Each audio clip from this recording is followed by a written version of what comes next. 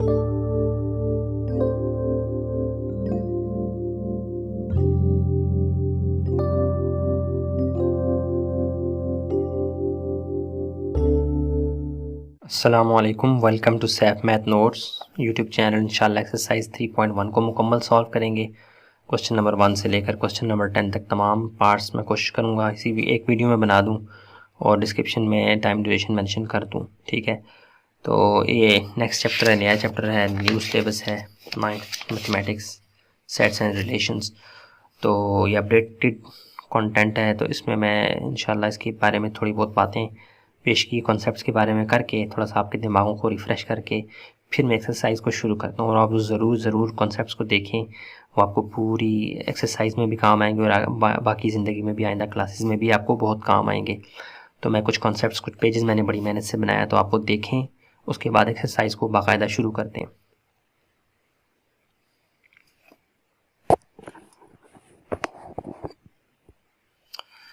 अच्छा जी, ये देखें pattern is anything that repeats in the same way again and again. यानी कोई भी चीज़ जो रिपीट हो रही थी ना, बार बार एक पैटर्न बना रही होती है, एक नज़्म ज़ब्त बना रही होती है, एक तरतीब बना रही होती है, वो पैटर्न कहलाती है।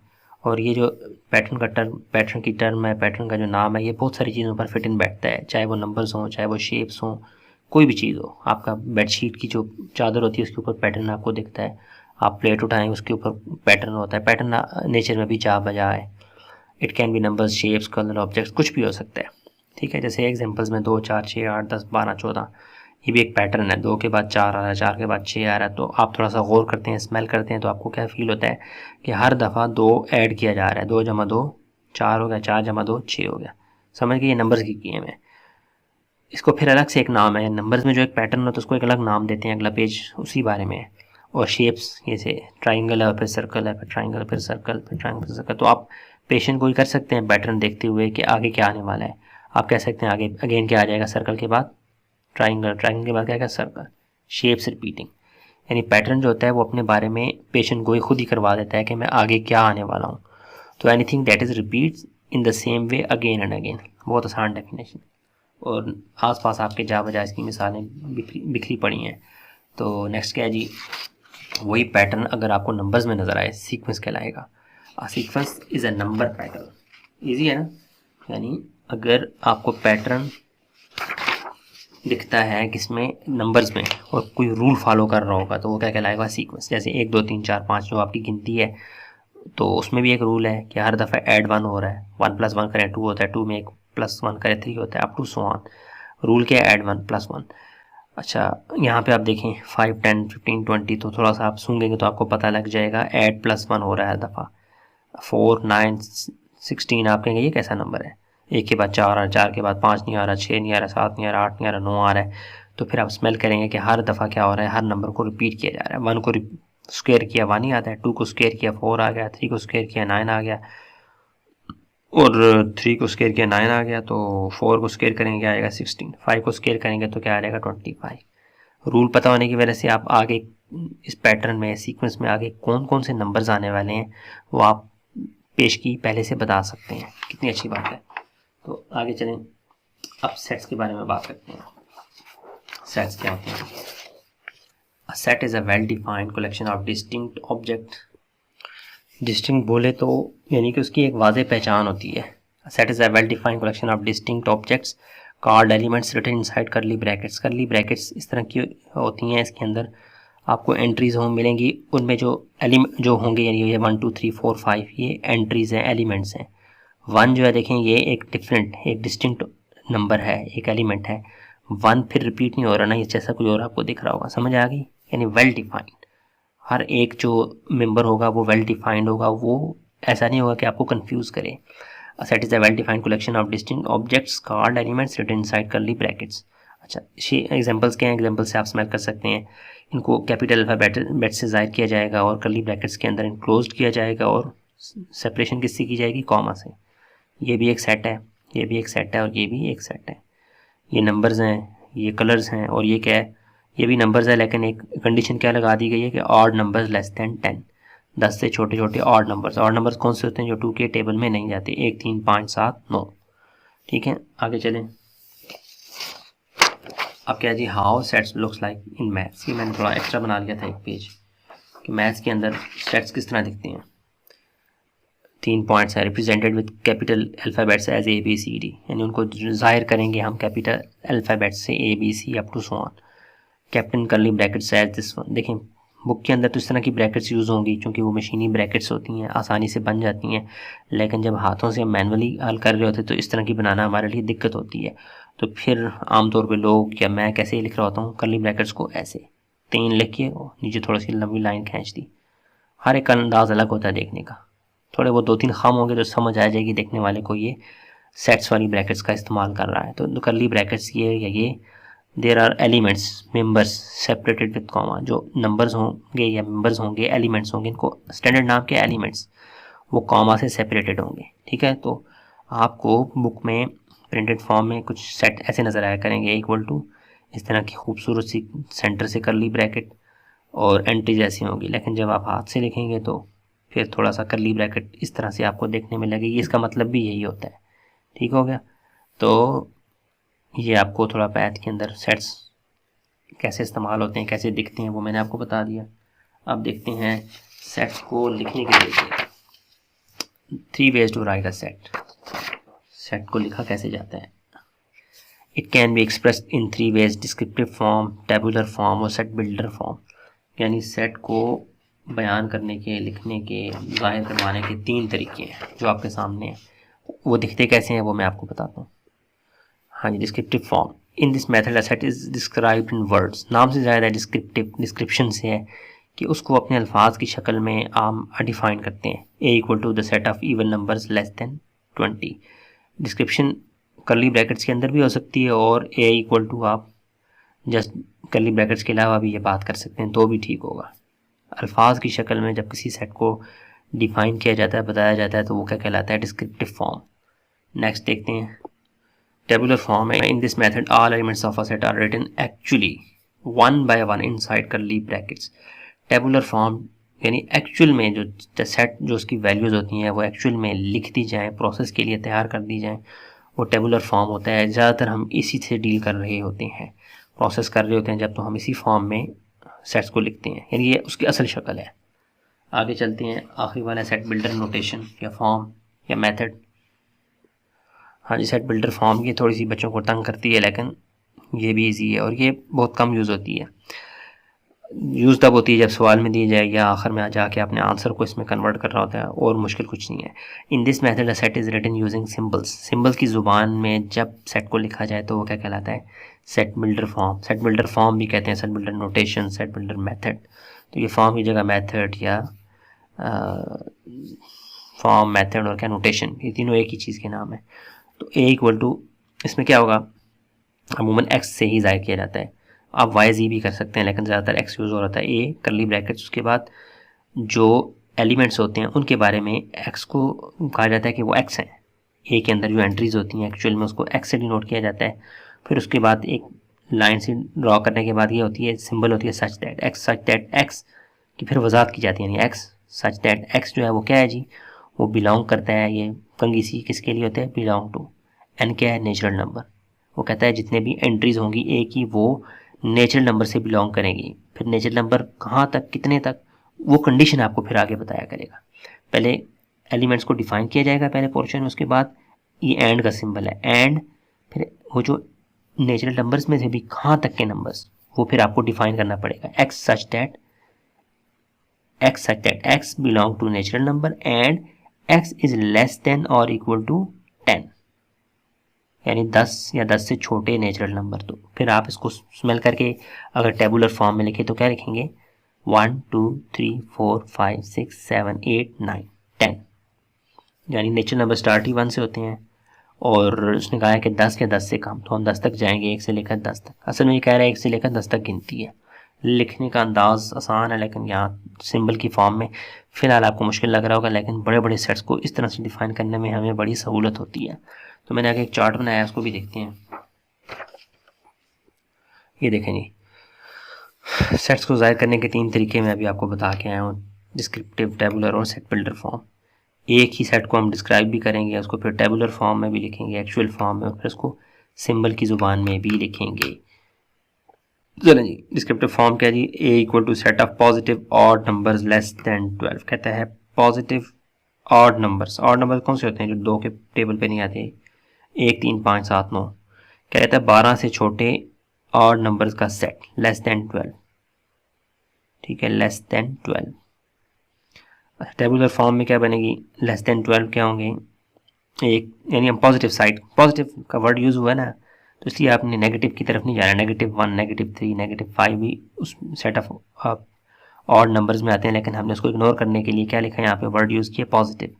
तो इट मीन्स हम 1 से नीचे नहीं जाएंगे, पॉजिटिव 1 से। तो 1 3 5 7 9 11, उसने कहा 12 से कम। टेबुलर फॉर्म ये बन गई।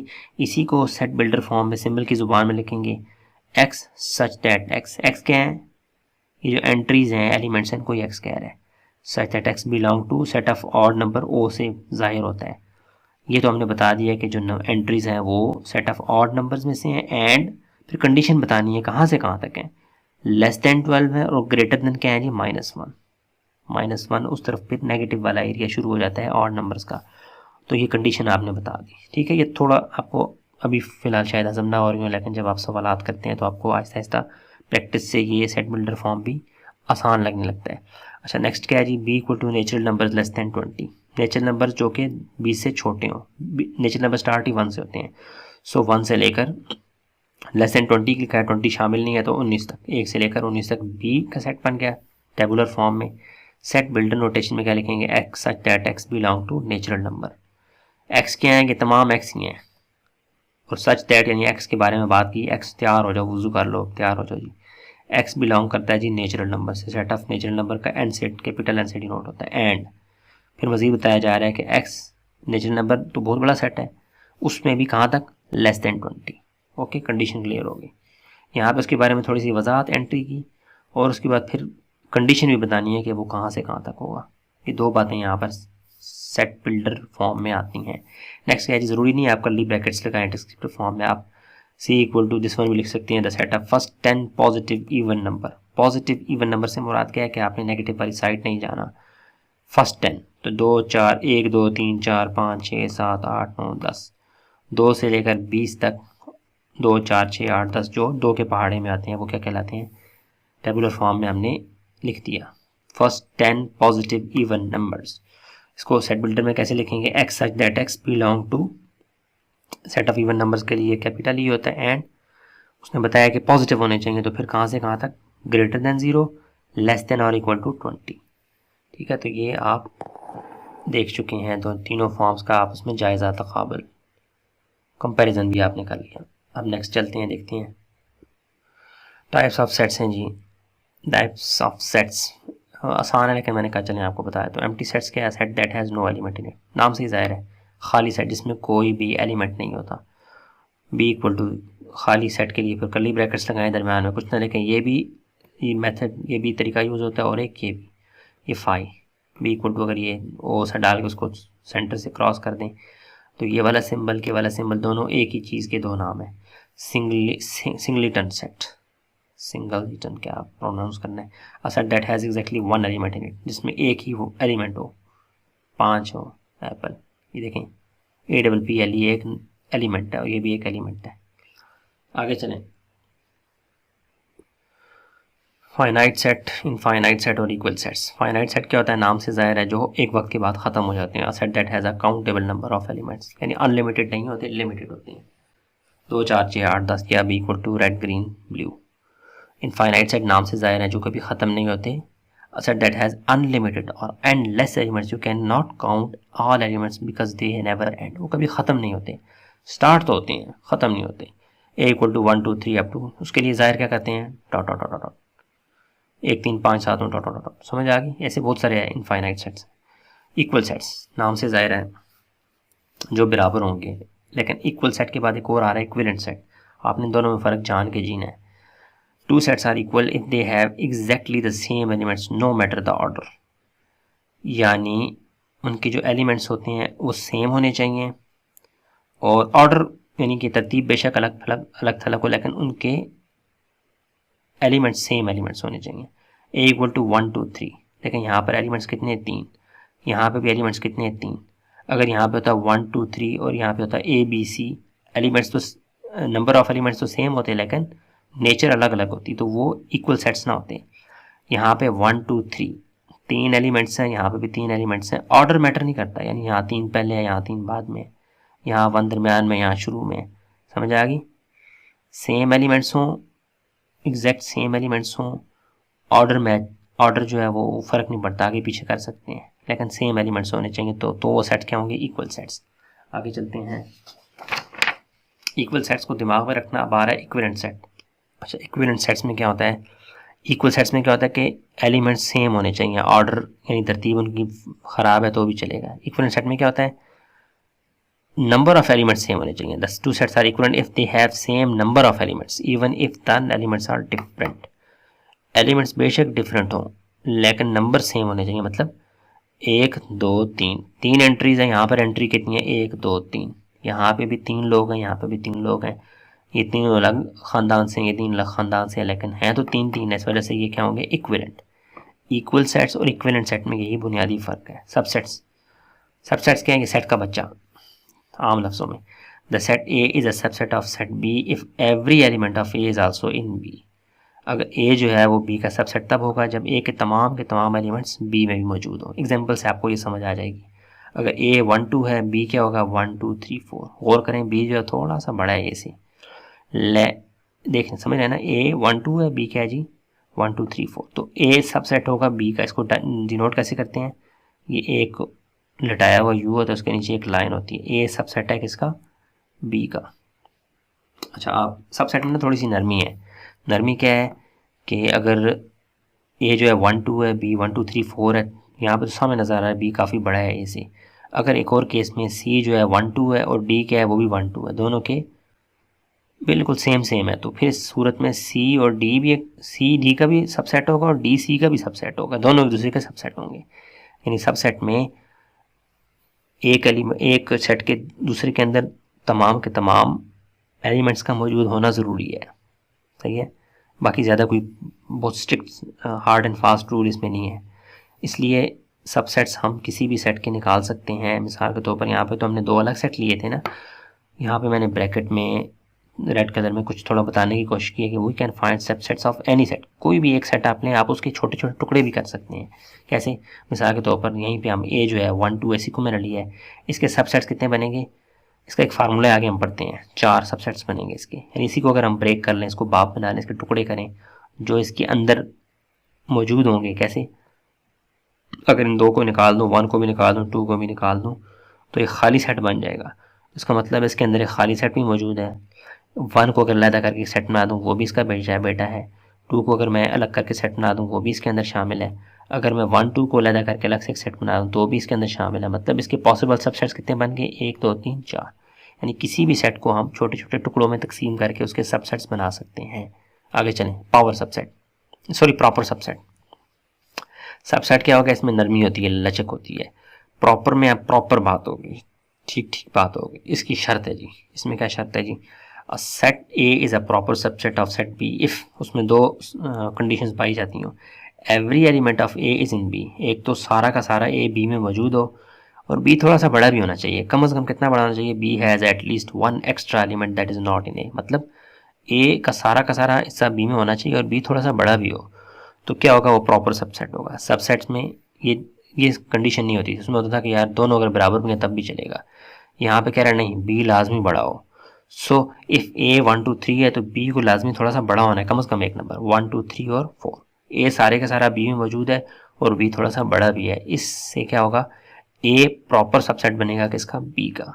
बी ए का सबसेट ना सबसेट होगा ना प्रॉपर सबसेट होगा। तो ये यू उल्टा सा होगा, जिस तरफ ये मुंह बंद हो रहा है वो प्रॉपर, वो छोटा सेट है, और वो प्रॉपर सबसेट है किसका? बी का। यानी जायज़ बच्चा है। यहाँ पे थोड़ा नाजायज़ बच्चा है और यहाँ पे जायज़ बच्चा है।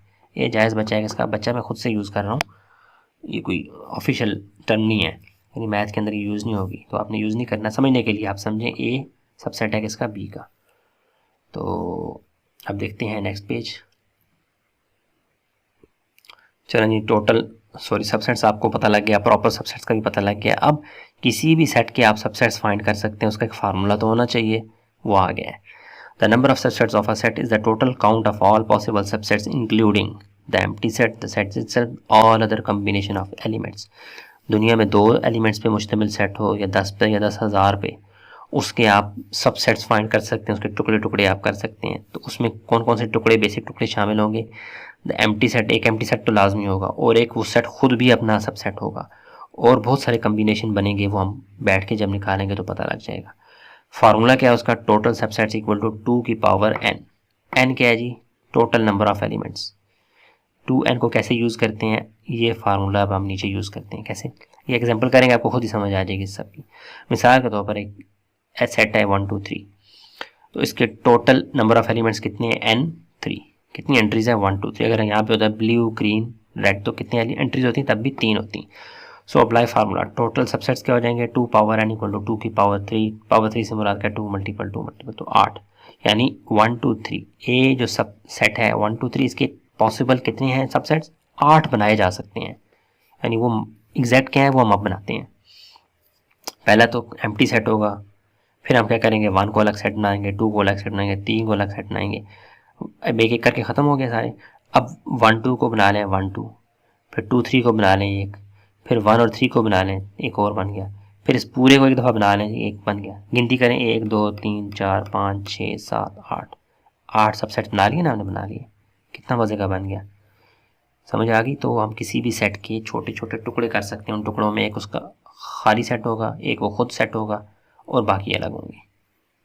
तो ये एक्सेस टोटल नंबर ऑफ सबसेट का फार्मूला आपके सामने आ गया। ये सबसेट्स का है।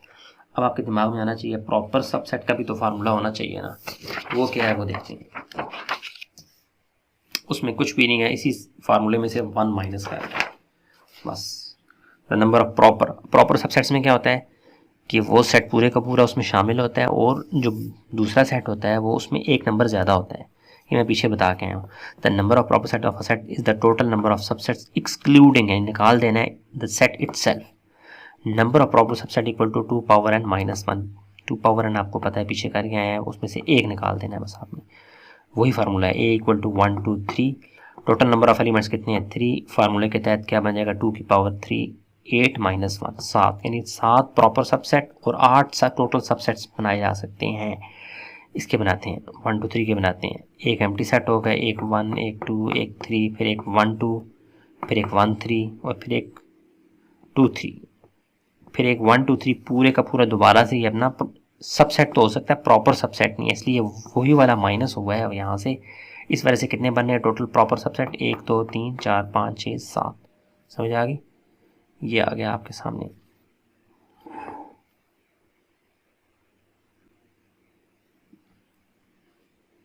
हाँ जी, पावर सेट। ये जो आपने प्रॉपर सेट्स नीचे पीछे निकाले हैं ना, इनको अगर हम एक बिखरे पड़े होंगे, इनको अगर हम एक सेट में सेव कर लें तो वो क्या कहलाएगा? Power set. A power is a set of all subsets of a set. मिसाल के तौर पर एक है 1 2, इसके ऑल पॉसिबल सबसेट्स आप निकालें, कितने बनेंगे? पावर एम्प्टी सेट 1 2 और 1 2। तो इन सारों को बजाय इसके आप खुला छोड़ दें, आप इनको एक अलग सेट में बनी इनके इर्द गिर्द एक बड़ी सारी कर्ली ब्रैकेट बना के इनको आप एक और सेट बना दें, उसका नाम क्या होगा? P of A. पी से मुराद क्या है? पावर सेट ऑफ ए। इन सारों को एक अगेन एक सेट के अंदर सेव करने का नाम क्या है? Power set. मैंने पीछे बोला प्रॉपर पावर सेट नहीं, ये तमाम सबसेट्स आते हैं, प्रॉपर सबसेट्स नहीं, possible, all possible subsets. Subsets और प्रॉपर सबसेट्स में थोड़ा सा बारीक सही फर्क है। अच्छा, यूनिवर्सल सेट, ये जो कंफ्यूज करता था बच्चों को अक्सर।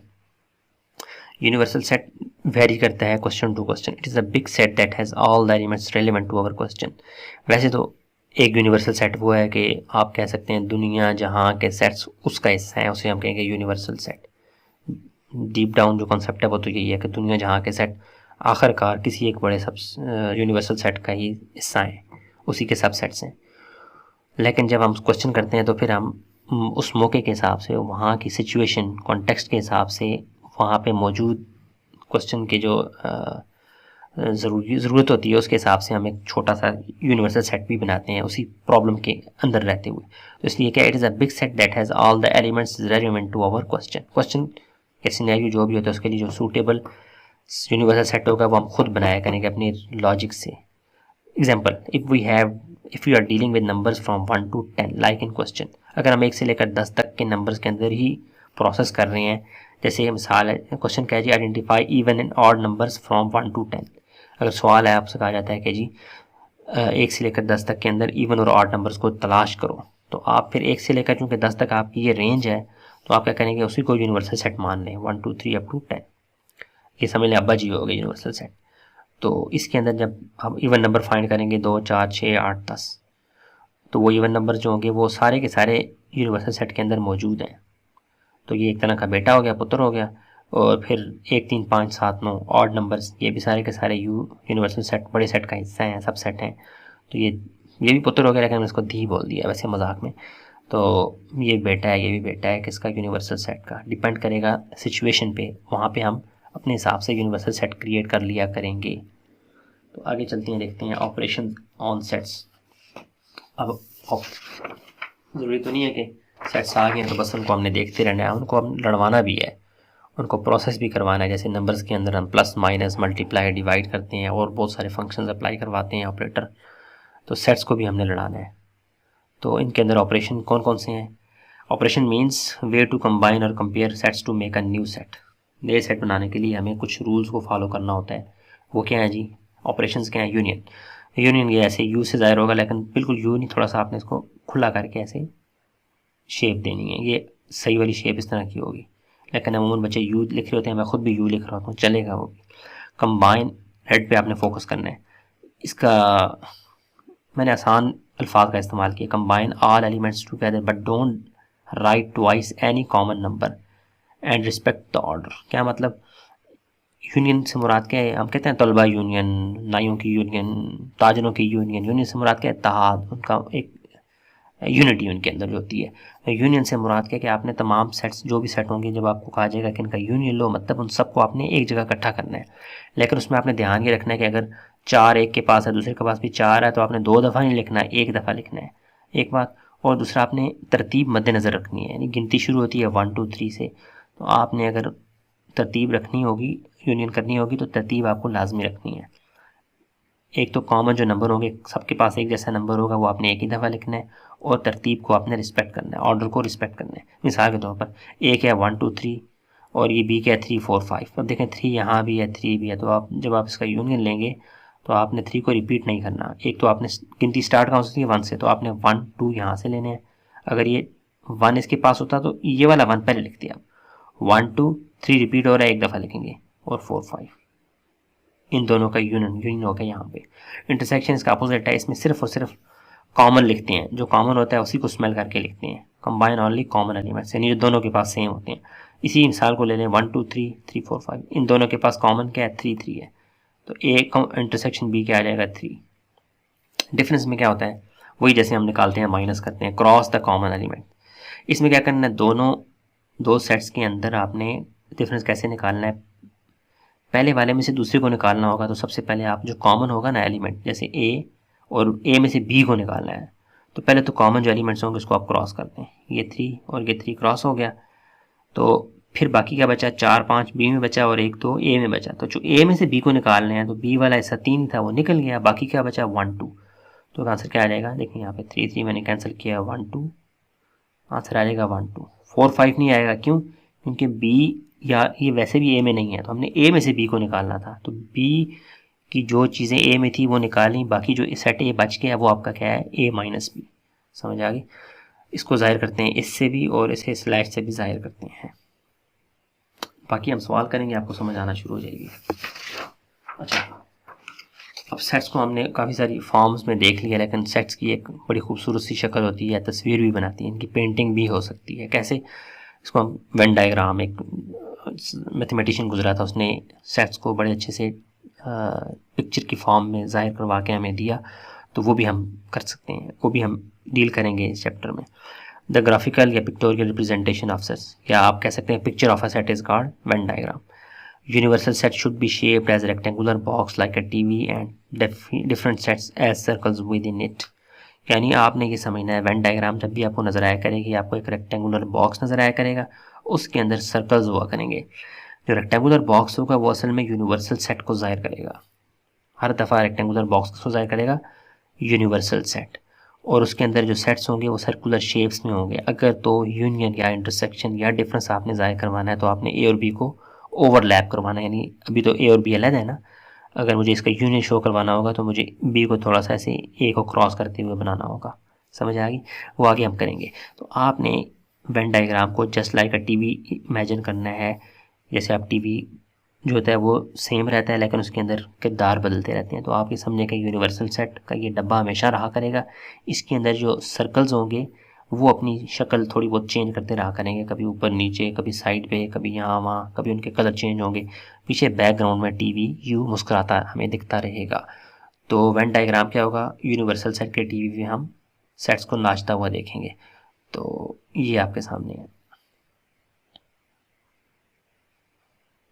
अच्छा जी, बाकायदा हम exercise 3.1 question number 1 part A उसका पार्ट 1 स्टार्ट कर रहे हैं। इसमें क्या करना है, write next two terms in each of the following. आपको एक पैटर्न दिया गया है, और पैटर्न जब आपको मैंने शुरू में बताया है कि पैटर्न जब नंबर सिस्टम पे अप्लाई होता है तो वो क्या कहलाता है, सीक्वेंस कहलाता है। इस वीडियो को अगर आप यहाँ से देख रहे हैं तो पीछे मैंने काफ़ी सारे कॉन्सेप्ट्स बताए हैं, वो लाजमी देखकर आप पाएँ। जो मैंने पेज बनाया हुआ था कि पैटर्न क्या होता है, anything that repeats in the same way again and again.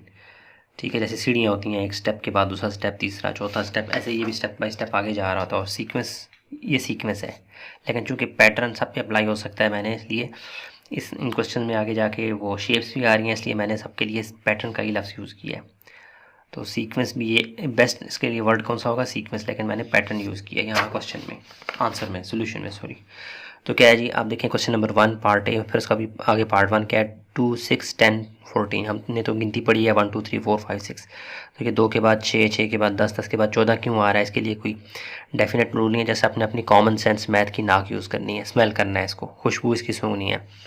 तो मैंने इसको ना सोल्यूशन को ब्रेक डाउन किया, पैटर्न, रूल, नेक्स्ट टर्म्स और फिर पैटर्न कंटिन्यूस। आपने नेक्स्ट 2 टर्म्स बतानी है, यानी टर्म से मुराद के अगले 2 नंबर्स आपने बताने हैं। 2 के बाद 6 आ रहा है, 6 के बाद 10 आ रहा है, 10 के बाद 14, 14 के बाद क्या आ रहा है, तो ये आपने खुद स्मेल करना है।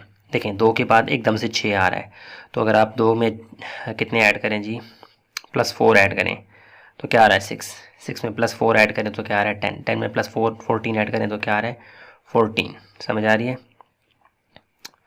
यानी 2 में 4, 6 में फिर 4, 10 में फिर 4, यानी प्लस ऐड 4 हो रहा है। रूल क्या होगा यहाँ पर, ऐड +4 या ऐड 4। जैसे आप लिखते हैं ऐड ईच टाइम, या जैसे ऐड 4 भी लिखते हैं चलेगा। यानी मैंने इसको पैटर्न जो गिवन है वो लिखा है पैटर्न की हेडिंग में।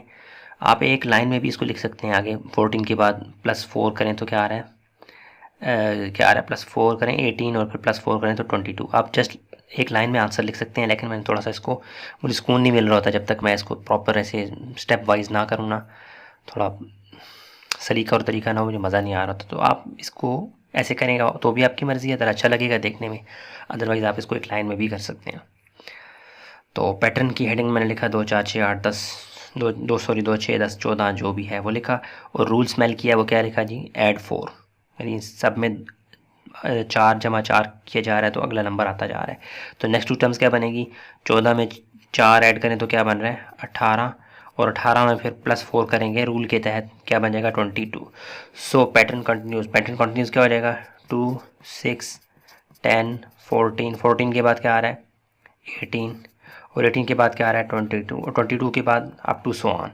उसने हमें जस्ट 2 टर्म्स बताई थी, तो ये हमारा क्या है जी, आंसर। ठीक है ना, इजी है ना। अच्छा आगे चलें, क्वेश्चन नंबर 1 का पार्ट 1 है। उसके बाद ये आगे देखें। अब देखें 8 के बाद 16 आ रहा है, 16 के बाद फिर 32 आ रहा है, 32 के बाद फिर क्या आ रहा है, 64। तो एकदम से नंबर बढ़ता जा रहा है। 8 के, चलो 8 में स्पेल करते हैं हम, 8 जमा 8 क्या होता है, 16। 16 जमा 8 क्या होता है, वो तो 32 नहीं होता ना। 16 जमा 8 क्या होता है, 32 नहीं होता। तो ये गड़बड़ हो रही है, मतलब कुछ और प्लस के अलावा कुछ और होगा, मज़ीद सुनेंगे। 8 के साथ अगर मैं 2 को ज़रब दे दूँ, 8 2 ज़ा 16, 16 को 2 के साथ मल्टीप्लाई कर दूँ तो क्या आ रहा है, 32, 32 को 2 से मल्टीप्लाई कर दूँ तो क्या आ रहा है, 64। इट मीन्स हर अगली टर्म को मल्टीप्लाई बाय 2 करना है। क्या करना है, मल्टीप्लाई बाय 2। रूल डिफाइन हो गया ना। तो पैटर्न यही है, इसको आपने लिखा पैटर्न की हेडिंग में। रूल में आप लिखें मल्टीप्लाई, मल्टीप्लाई ईच, हर एक को आपने 2 से ज़रब देनी है। ए मल्टीप्लाई बाय 2 या मल्टीप्लाई 2 तो भी चलेगा शॉर्ट में। नेक्स्ट 2 टर्म्स क्या हो जाएंगी, 64 मल्टीप्लाई बाय 2 करेंगे जो आंसर होगा, और फिर जो आंसर आएगा मल्टीप्लाई बाय 2 करेंगे वो। तो कर दें 64 मल्टीप्लाई बाय 2 क्या आ रहा है 128, और 128 को फिर मल्टीप्लाई करवाएं 2 से, क्या आ रहा है 256।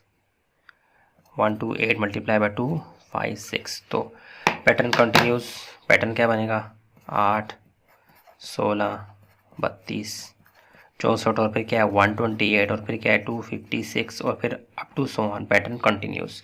हमें उसने जस्ट दो टर्म्स जो थी वो फाइंड करने के लिए उसने कहा था, तो वो हमने आसानी फाइंड कर लिए हैं। तो ये पूरा पेज आपके सामने है। एक्सरसाइज 3.1 क्वेश्चन 1 के फिर ए और आगे से मज़ीद 2 पार्ट्स 1 और 2। नेक्स्ट क्वेश्चन देखते हैं। चलें जी, थर्ड और फोर्थ पार्ट आपके सामने है। ये आसान है इसलिए मैंने लिख दिया है। पैटर्न या सीक्वेंस हमारे पास बेस्ट लफ्ज़ इसके लिए क्या होगा, सीक्वेंस। जब तक नंबर इन्वॉल्व होते हैं किसी पैटर्न में तो वो क्या होते हैं, सीक्वेंस कहलाता है। अगर शेप्स हैं या कुछ और हैं, कुछ और ऑब्जेक्ट्स हैं, तो उसके लिए पैटर्न लफ्ज़ यूज़ होता है। पैटर्न क्या होता है, anything that repeats after one and another in the same way with the same rule. अच्छा, तो ये क्या है जी, थर्ड में 5 के बाद 25 आ रहा है, 20 के 5 125 अप टू सो ऑन। तो ये आपने खुद स्मेल करना है, सूंघना है, कॉमन सेंस यूज़ करनी है, तो आपको पता लग जाएगा जी। 5 का स्क्वायर लिया 25 है, 25 का स्क्वायर लिया 125, 125 का स्क्वायर लेंगे, मज़ीद अगले नंबर आते चले जाएंगे। मतलब ईच टाइम 5 का स्क्वायर लिया जा रहा है। 5 का स्क्वायर लें क्या आ रहा है 5 का स्क्वायर लें तो क्या आ रहा है 25, फिर 25 का स्क्वायर लें फिर क्या आ रहा है 1। ये क्या नहीं यार, स्क्वायर वाला काम नहीं है ये, मेरा 5 मल्टीप्लाई बाय 5 है। 5 मल्टीपल 5 किया 25 और 25 मल्टीप्लाई बाय 5 किया। हाँ देखिए मैं गलत बोल रहा था, मैं भी गलत हो सकता हूँ, मैंने कैलकुलेटर का सहारा लिया। 5 को हर दफ़ा 5 मल्टीप्लाई बाय 5 किया जा रहा है। ये नीचे लिखा भी हुआ है, मैंने देखा ही नहीं था, खुद ही लिख के खुद ही भूल गया, सॉरी। आपके सामने है सब कुछ। पैटर्न ये है, इसमें रूल क्या स्मेल किया आपने, हर दफ़ा मल्टीप्लाई बाय 5 किया जा रहा है। 5 को 5 से मल्टीप्लाई किया 25, 25 को 5 से मल्टीप्लाई किया 125। तो नेक्स्ट टर्म्स क्या आ रही हैं, हेडिंग के नीचे मैंने लिखा है 125 मल्टीप्लाई बाय 5 दिस वन, आगे 625 मल्टीप्लाई बाय 5 दिस वन। तो दो जो पैटर्न आगे बन रहे हैं, दो टर्म्स बन रही हैं, क्या बन रही हैं 525 125। हमें फाइंड क्या करना था, अगली दो टर्म्स 625 और 3125 आ रही हैं। ये मैंने जानबूझ के ग्रीन में लिखा है ताकि आप दूर से देख सकेंगे अगली दो टर्म्स ये हैं। तो अप टू सो ऑन, मज़ीद 3125 को मल्टीप्लाई बाय 5 करेंगे, 3125 मल्टीप्लाई बाय 5, तो अगली टर्म कौन सी आएगी, ये अप टू सो ऑन। हमने जस्ट 2 फाइंड करनी है, ठीक है। तो ये आपके सामने क्वेश्चन नंबर 1 का पार्ट ए और उसका फिर पार्ट 3। आगे देखते हैं पार्ट 4 में क्या है। पार्ट 4 में इस दफ़ा ABCD शुरू हो गया, नंबर्स छोड़े हुए, इसने अल्फ़ाबेट्स की का पैटर्न बनाया गया। तो पैटर्न की हेडिंग में मैंने पैटर्न को एज इट इज़ रिपीट किया। रूल अब देखें, ए हर दफ़ा शुरू में ए है, उसके बाद ABC, मतलब शुरू वाला जो अल्फ़ाबेट है ए उसको फिक्स किया गया, आगे अल्फ़ाबेटिकली वो अल्फ़ाबेट्स चलते जा रहे हैं ABCD। तो मैंने क्या लिखा है, फर्स्ट ए फिक्स्ड, यानी ए जो है वो फिक्स है through out. Second goes alphabetically, alphabetically means ABCD के पैटर्न पर आगे चलता जाएगा। तो फिर क्या आएगा, ए की बात, ए को आप ये समझ लें कि ये फिक्स है, किधर गया, फिक्स है, ए फिक्स है, ए फिक्स है, शुरू वाला ए फिक्स है। आगे अल्फ़ाबेटिकली यानी ABCD सिंपल जो हम जानते हैं वो जारी हो सारी है, ABC और के बाद क्या आएगा AD AE, कॉमन सेंस है ना। तो नेक्स्ट 2 टर्म्स क्या बनेगी, AD और AE। तो फिर मुकम्मल ये आपके सामने क्या आ जाएगा, पैटर्न कंटिन्यूस AB AC और ए के बाद AC के बाद क्या आएगा AD और फिर AE और आगे क्या आएगा E के बाद क्या आता है FAF AG AH up to so on, up to आखिर इसकी जो नंबर होगा, जो टर्म होगी वो क्या होगी AZ। ठीक हो गया, यानी शुरू वाला ए फिक्स है। बहुत इजी है, इसको एक्सप्लेन करने की ज़रूरत ही नहीं है। मैंने इसको ब्रेक डाउन किया, पैटर्न रूल नेक्स्ट टर्म्स और पैटर्न कंटिन्यूस, इस तरह की हेडिंग में मुझे अच्छा लग रहा था करने में। अदरवाइज़ आप एक लाइन में भी इसको कर सकते हैं सोल्यूशन में, ठीक है। तो मुझे ज़रा थोड़ा सा अच्छा लग रहा था इसलिए मैंने ये किया। तो नेक्स्ट देखते हैं क्वेश्चन नंबर 1 पार्ट ए का फिर पार्ट 5। क्या हो रहा है जी, ए के बाद आप देखते हैं सी आ रहा है, सी के बाद ई आ रहा है अप टू सो ऑन। मतलब आप अपनी नाक लड़ाएं, ए के बाद बी आना चाहिए नहीं आया, सी के बाद डी आना चाहिए नहीं आया, ई के बाद अब क्या आएगा। तो इट मीन्स हर एक लेटर के बाद एक लेटर स्किप किया जा रहा है, मतलब छोड़ा जा रहा है। ए के बाद बी छोड़ा जा रहा है, फिर सी आ रहा है, सी के बाद जो अल्फ़ाबेट है डी वो छोड़ा जा रहा है और फिर ई आ रहा है। समझ आ गई। Skip one letter each time, ये हमने रूल इसमें स्मेल कर लिया। ये आप ना भी लिखें तो भी चलेगा, ये मैं खुद अपनी आसानी के लिए थोड़ा सा क्या कहते हैं समझाने के लिए, थोड़ा आंखों को अच्छा लगाने के लिए मैं सॉल्यूशन को ऐसे स्टेप वाइज डिफ़ाइन कर रहा हूँ। करेंगे तो अच्छा, नहीं करेंगे तो भी चलेगा। तो यहाँ पे रफ वर्क में मैंने बताया स्मेल इट, स्मेल करो ABCDEFGHIJK अल्फ़ाबेटिकली जो हमारे ऑर्डर है वो ऐसे चलता है ना। तो एक एक लेटर आप स्किप करते जाएं। B को मैंने काटा हुआ है, D को काटा है, F को, H को, J को, समझ आएगी। तो क्या बनेगा ACEGI। तो नेक्स्ट टर्म्स क्या बन रही हैं GI। तो ACGI up to so on. Next 2 terms कौन सी थी जो उसने हमें कहा था फाइंड करो, वो है G और I। कितना आसान है, ये पूरा क्वेश्चन भी आपके सामने है। ये रफ वर्क है जस्ट आपको दिखाने समझाने के लिए। नेक्स्ट देखते हैं अब।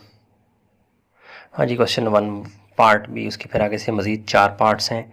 शेप्स बनी हुई हैं मुख्तलिफ, आपने अगली गैस करनी है। अब आपका मज़ीद कॉमन सेंस जो है वो आजमाया जा रहा है कि आप अपने कॉमन सेंस को यूज़ करें और बताएं आगे कौन सी टर्म आएगी। तो आपने फिर खुद ही ऑब्ज़र्व करना है। सर्कल है, फिर ट्राइंगल है, ट्राइंगल के बाद फिर 2 सर्कल हैं, उसके बाद फिर ट्राइंगल है, समझ आ गई।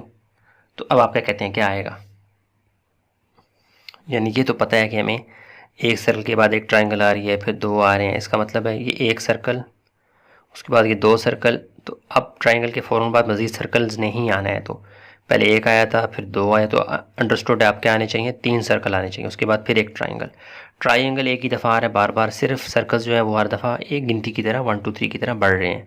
तो एक सर्कल, उसके बाद एक ट्राइंगल, फिर 2 सर्कल, फिर एक ट्राइंगल। इट मीन्स अब 3 सर्कल आएंगे, उसके बाद फिर एक ट्राइंगल, उसके बाद ट्राइंगल के बाद फिर 4 सर्कल आएंगे, फिर एक ट्राइंगल। ट्राइंगल फिक्स है 1, उस लेकिन जो सर्कल्स हैं वो हर दफ़ा एक बढ़ता जा रहा है, एक एक बढ़ता जा रहा है।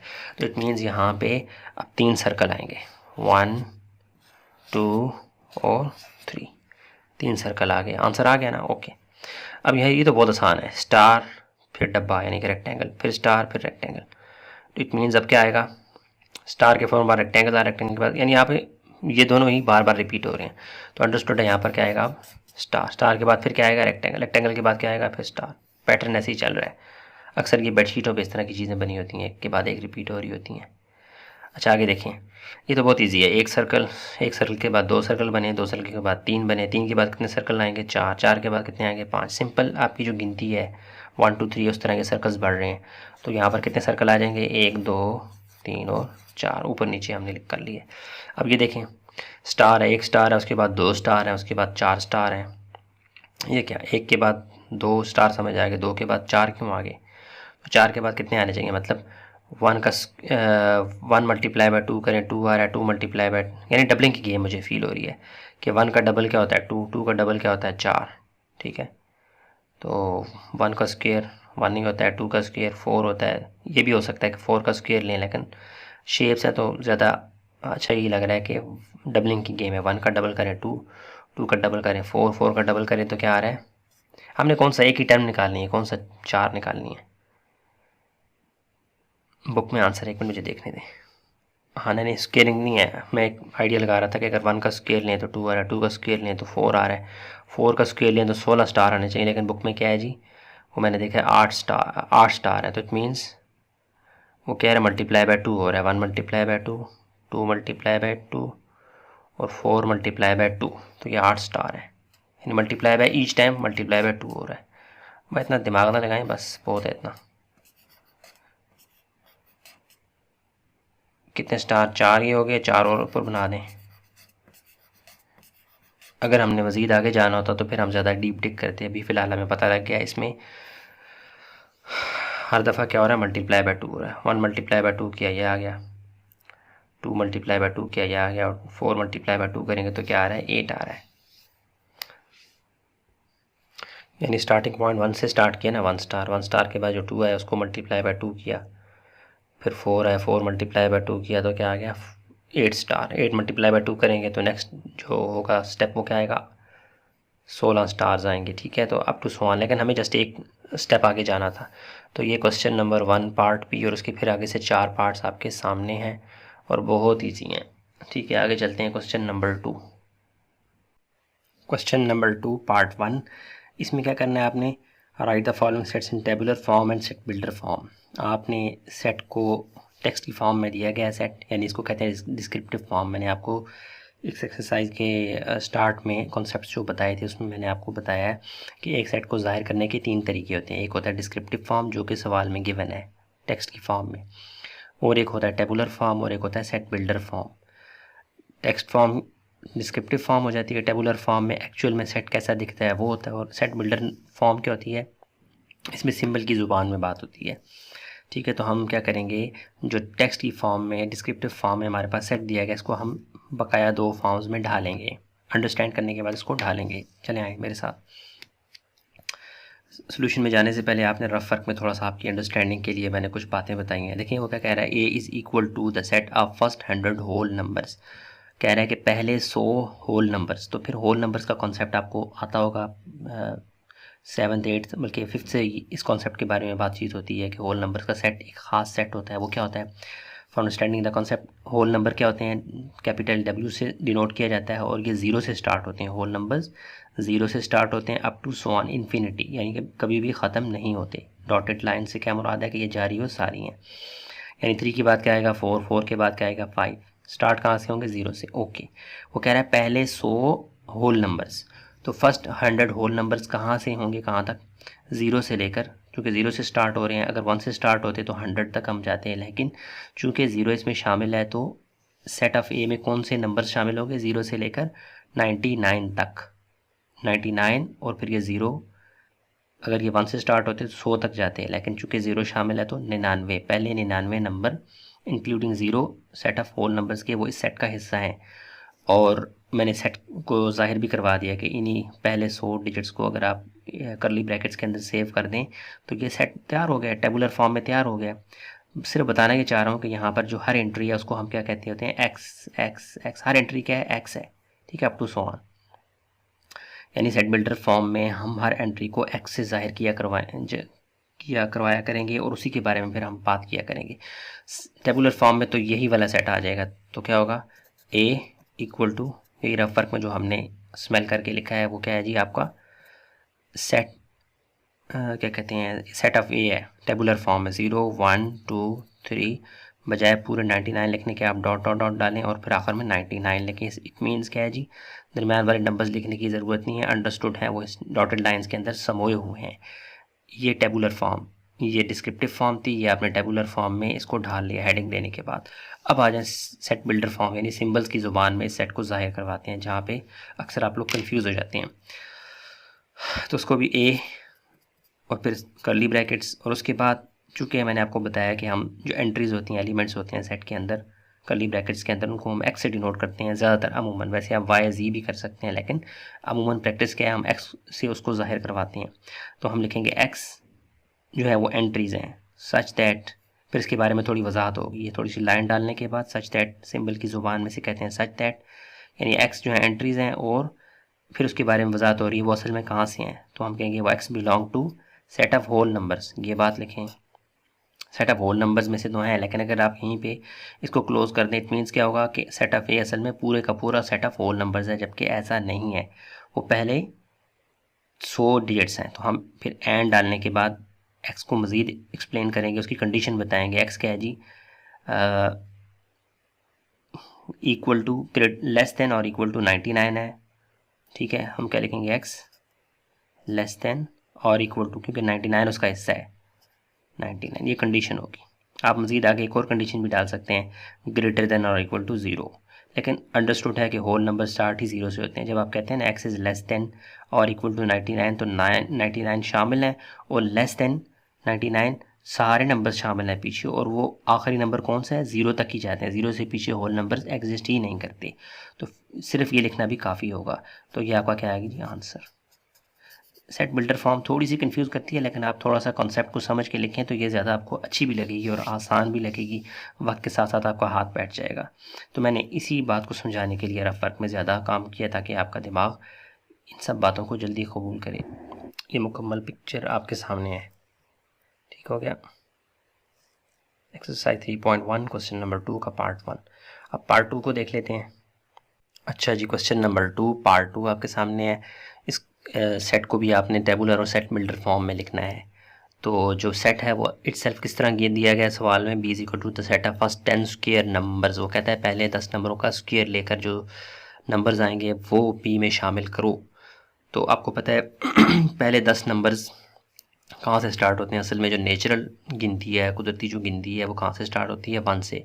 सदियों से, हज़ारों साल से जो इंसानियत ने सीखा है, उन्होंने नंबर्स को जो स्टार्ट किया था वो 1 से स्टार्ट किया था। 1 2 3 अप टू सो ऑन। 0 बाद की इजाद है, उसके बाद नेगेटिव नंबर जो हैं वो बहुत बाद में आए थे। तो इसलिए नेचुरल नंबर, जब शुरू के 10 नंबरों की बात होगी तो वो सेट ऑफ नेचुरल नंबर्स में से ही होंगे। तो रफ वर्क में थोड़ा सा अंडरस्टैंडिंग के लिए मैंने कुछ बातें लिखी हैं आपकी अंडरस्टैंडिंग के लिए। सेट ऑफ नेचुरल नंबर्स का ताल्लुक है इन बातों से। पहले 10 नंबर्स की बात हो रही है तो ज़ाहिर है वो सेट ऑफ नेचुरल नंबर्स के ही 10 नंबर्स की बात होगी।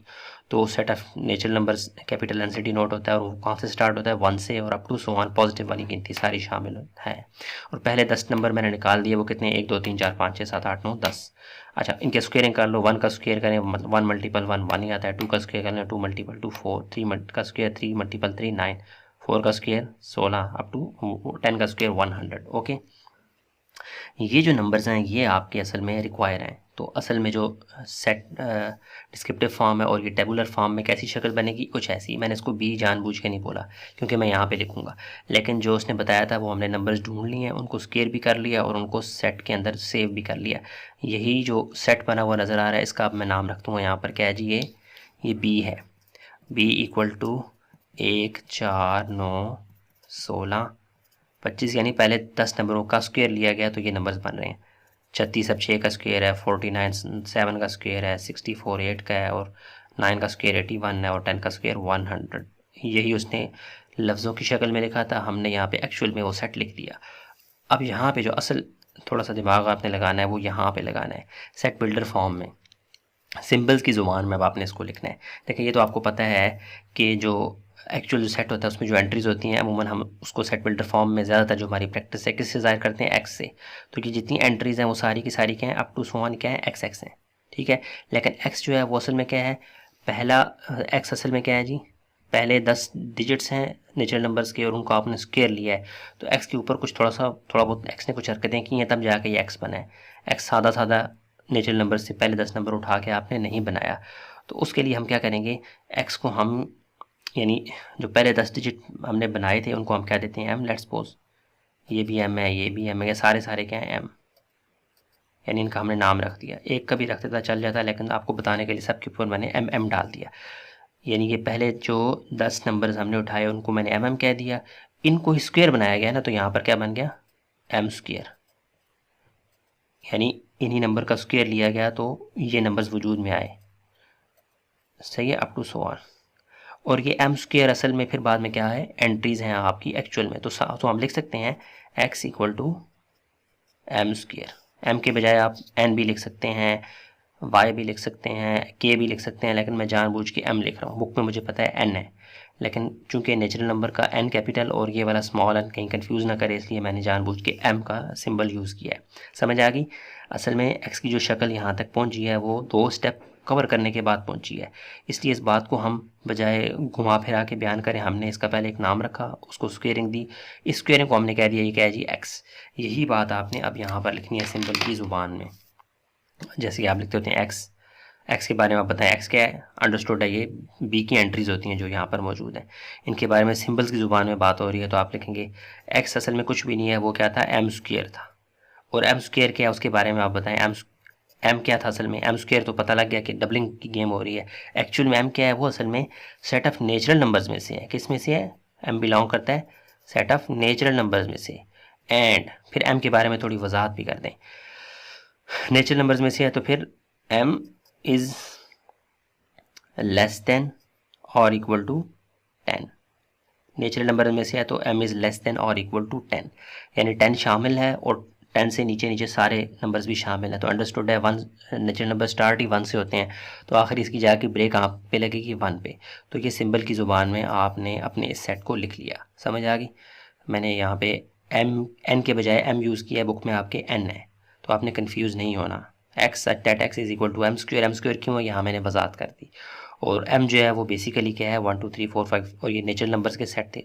नेचुरल नंबर तो लिखती यहाँ पे, अगर हम बात को रोक देते तो कंडीशन कैसे पता लगती? फिर तो यहाँ तक बात को रोक देते, इसका मतलब क्या होता कि पूरे का पूरा सेट ऑफ नेचुरल नंबर, जबकि ऐसा नहीं है। कंडीशन आपने लगानी है, शर्त लगानी है। शर्त क्या है जी? m जो है वो 10 या 10 से छोटा है, यानी 10 शामिल है और 10 से पीछे वाले सारे नंबर भी शामिल हैं। यूँ आपका ये क्वेश्चन नंबर 2 कंप्लीट हो चुका है। पहला और दूसरा पार्ट दोनों मैंने सेट बिल्डर फॉर्म को समझाने के लिए ज़्यादा मेहनत की है। उम्मीद करता हूँ आपको समझाने में कामयाब होऊंगा। तो ये बस एक लाइन में लिखना है, लेकिन पीछे का कॉन्सेप्ट आपको पता होना चाहिए। अब देखते हैं नेक्स्ट क्वेश्चन। हाँ जी, क्वेश्चन नंबर 2 तो ख़त्म हो चुका है, उसके 2 ही पार्ट्स थे। क्वेश्चन नंबर 3 है 3.1। इसमें ना अब क्या है, काफ़ी सारे सवाल हैं और उसमें फिर आगे से 1 2 3 4 5 वो जो सेट दिया गया उसको आपने ये समझ लें कि 5 फिल्टर्स में से गुजारना है। ठीक है, तो क्वेश्चन नंबर 3 का पार्ट ए में कर रहा हूँ। उसको देखें अब ये किस फॉर्म में दिया गया है, सेट बिल्डर की फॉर्म में, सिंबल की ज़ुबान में। तो हमने इसमें से जो कंडीशन दी गई है उसको समझना है। उसको यार ये मच्छर आ गया, ये देखें, चलेगी भी रिकॉर्डिंग में आ जाएगा। ये हमें खा रहा था, इसको हमने मार दिया। तो अब क्या होगा, क्वेश्चन नंबर 3 के जितने भी पार्ट्स हैं उनमें हमने जो सवाल होगा उसको हमने फिल्टर्स में से गुजारना है। तो सोल्यूशन क्या है जी, गिवन कंडीशन, पहले आपने इसको स्मेल करके इसकी कंडीशन निकालनी। इसकी कंडीशन कहाँ पड़ी होगी, एक्स सच दैट, यहाँ ये वाला पार्ट है, ये कंडीशन है इसकी। पहले आपने इसको समझना है। एक्स से मुराद क्या है, जो ए की एंट्रीज हैं, एलिमेंट्स हैं, उनको आपने पहले ढूंढना है, फिर उनको गुजारना है किसमें से। पहले एक्स होगा, पहली कंडीशन क्या, x belong to natural number, x belong to Z से मुराद क्या, सेट ऑफ इंटीजर्स, 0 प्लस वाली गिनती, माइनस वाली गिनती सारी। ई से मुराद क्या है, इवन नंबर्स, प्लस वाली तरफ भी और नेगेटिव वाली तरफ भी, 2 4 6 8 10, और फिर -2 -4 अप टू 100 नेगेटिव वाली तरफ भी। और ऑड नंबर से मुराद क्या है, 1 3 5 7 9 पॉजिटिव वाली साइड भी और नेगेटिव साइड भी। और कोशंट, ये बहुत बड़ा सेट होता है, ये इन सब का बाप है। उसमें नेचुरल भी आता है, जी भी आता है, ई भी आता है, ओ भी आता है, इन सब का बाप है ये। सॉरी क्या है यार, कोशंट नहीं बोल रहा था, ये कौन सा है, सेट ऑफ रेशनल नंबर। हाँ, Q not quotient, it's set of rational number, यानी हर वो नंबर जिसको पी बाई क्यू की फॉर्म में लिखा जा सकता है वो क्या है, रेशनल नंबर। तो ये कंडीशन, इस कंडीशन की वजह से ये सबका बाप है, इसमें सारे आ जाते हैं, मैं आगे बताऊंगा अभी। फिलहाल पहले हम क्या करेंगे, इसमें से इसको स्मेल करके इसकी कंडीशन, जो इसका लुब्बे लुभाब है, एक्स असल में होगा क्या, वो निकालते हैं। गिवन कंडीशन क्या है जी, ये मैंने उठा के यहाँ से ये वाला पोर्शन उठा के यहाँ पे लिखा, एक्स प्लस 2 × 3 = 6। पहले मल्टीप्लाई करेंगे, 3 2 6, एक्स प्लस 6 हो गया, और ये 6 प्लस है वहाँ जाके हो जाएगा माइनस। तो 6 अगर आप इसी कंडीशन को उठा के एज इट इज़ यूज़ करें तो आपको कन्फ्यूज़ करेगी, आप इसको पहले सॉल्व कर लें। तो फाइनल कंडीशन क्या बन रही है, एक्स इक्वल टू 0। असल में एक्स इक्वल टू 0 इसने थोड़ा सा उसका गंद बना के दिया हुआ था आप कंफ्यूज करने के लिए, लेकिन हमने क्या किया, उसको सीधा कर लिया, देख लिया, तो वो क्या है, एक्स इक्वल टू 0। तो एक्स जब तक 0 रहेगा तब तक वो ए की एंट्री में आएगा, ए के सेट में आएगा। अगर 0 नहीं होगा तो हम उसको, चाहे वो नेचुरल हो, जी हो, ई हो, ओ हो, कौन छोटा, हम उसको निकाल बाहर करेंगे। इस कंडीशन को अप्लाई करेंगे आप सेट ऑफ नेचुरल में जाके, जी में जाके, ई में जाके, सब जगह। ठीक है, यानी अब हमारी नाक सिर्फ सूंघेगी किसको, 0 को। दूसरे लफ्ज़ों में हमने सिर्फ 0 तलाश करना है सेट ऑफ नेचुरल नंबर में, सेट ऑफ इंटीजर्स में, इवन नंबर्स, ऑड नंबर्स और रेशनल नंबर्स में सिर्फ 0 तलाश करना है। कितना काम आसान हो गया। अब आपको ना सेट ऑफ नेचुरल नंबर पूरा खंगालना है, ना ये कुछ भी नहीं, आपने जस्ट 0 ढूंढना है। आए मेरे साथ निकले, यानी ए की निशानी क्या है इस सवाल के अंदर, इस पूरे एक सवाल के जो जितने भी पार्ट्स हैं सब में आपने क्या तलाश करना है, 0 0 0 0, क्योंकि ए की एंट्री क्या है, 0। कंडीशन पता लग गई है। देखने में ये खौफनाक लग रही थी, असल में एक्स इक्वल टू 0 ही है। आगे चलें तो फिर इसकी पहली कंडीशन उसने कहा कि अगर एक्स बिलोंग करे सेट ऑफ नेचुरल नंबर में, तो भाई सेट ऑफ नेचुरल नंबर पहले मैं आपको दिखा देता हूँ उसकी असल शक्ल कहाँ से शुरू होती है, 1 से। उसमें तो 0 है ही नहीं, तो मैंने लिखा but x is equal to 0 not here, यहाँ पे तो है ही नहीं। सो इस छतरी के नीचे, इस छत के नीचे, यानी अगर एक्स बिलोंग करे सेट ऑफ नेचुरल नंबर्स में से, तो एक्स तो वहाँ पे मौजूद ही नहीं है जो हमें कंडीशन बताई गई है। तो मीन्स यहाँ पे सेट ऑफ ए का आंसर क्या आएगा, एम्प्टी सेट। ऐसे भी लिख सकते हैं और ऐसे भी लिख सकते हैं। तो A under natural numbers, answer nothing, कुछ भी नहीं, एम्प्टी सेट है। आगे चलें, अब छतरी कौन सी आ गई है, अगर एक्स बिलोंग करे सेट ऑफ इंटीजर्स में, सेट ऑफ इंटीजर में उसकी शक्ल कैसी दिखती है, अगर एक्स बिलोंग करे सेट ऑफ इंटीजर्स में से, तो उसमें 0 भी आता है, 1 2 3 या अप टू 100, और नेगेटिव वाली गिनती भी आती है। तो यहाँ आपको बड़े आराम से 0 मिल जाएगा, क्योंकि given condition x equal to 0 found, हमें मिल गई कंडीशन। सो यहाँ पर सेट क्या बन जाएगा, ए इक्वल टू 0, यानी एक्स अगर 0 होगा तो ही हम उठा के ए में डालेंगे। समझ आ गई, A set of A under this umbrella, इस छतरी के नीचे एम्प्टी है, इस छतरी के नीचे 0 है, या 0 होगा या एम्प्टी होगा, क्योंकि है ही 0 बेचारा, एक ही तो एंट्री है उसकी, वही तलाश करने निकले हुए हैं। आगे चलें। अब कौन सी छतरी है जी? अगर when x belong to set of even numbers, तो इवन नंबर्स में 0 इन्वॉल्व होता है, 0 to 4 up to so on, और फिर नेगेटिव वाली गिनती भी।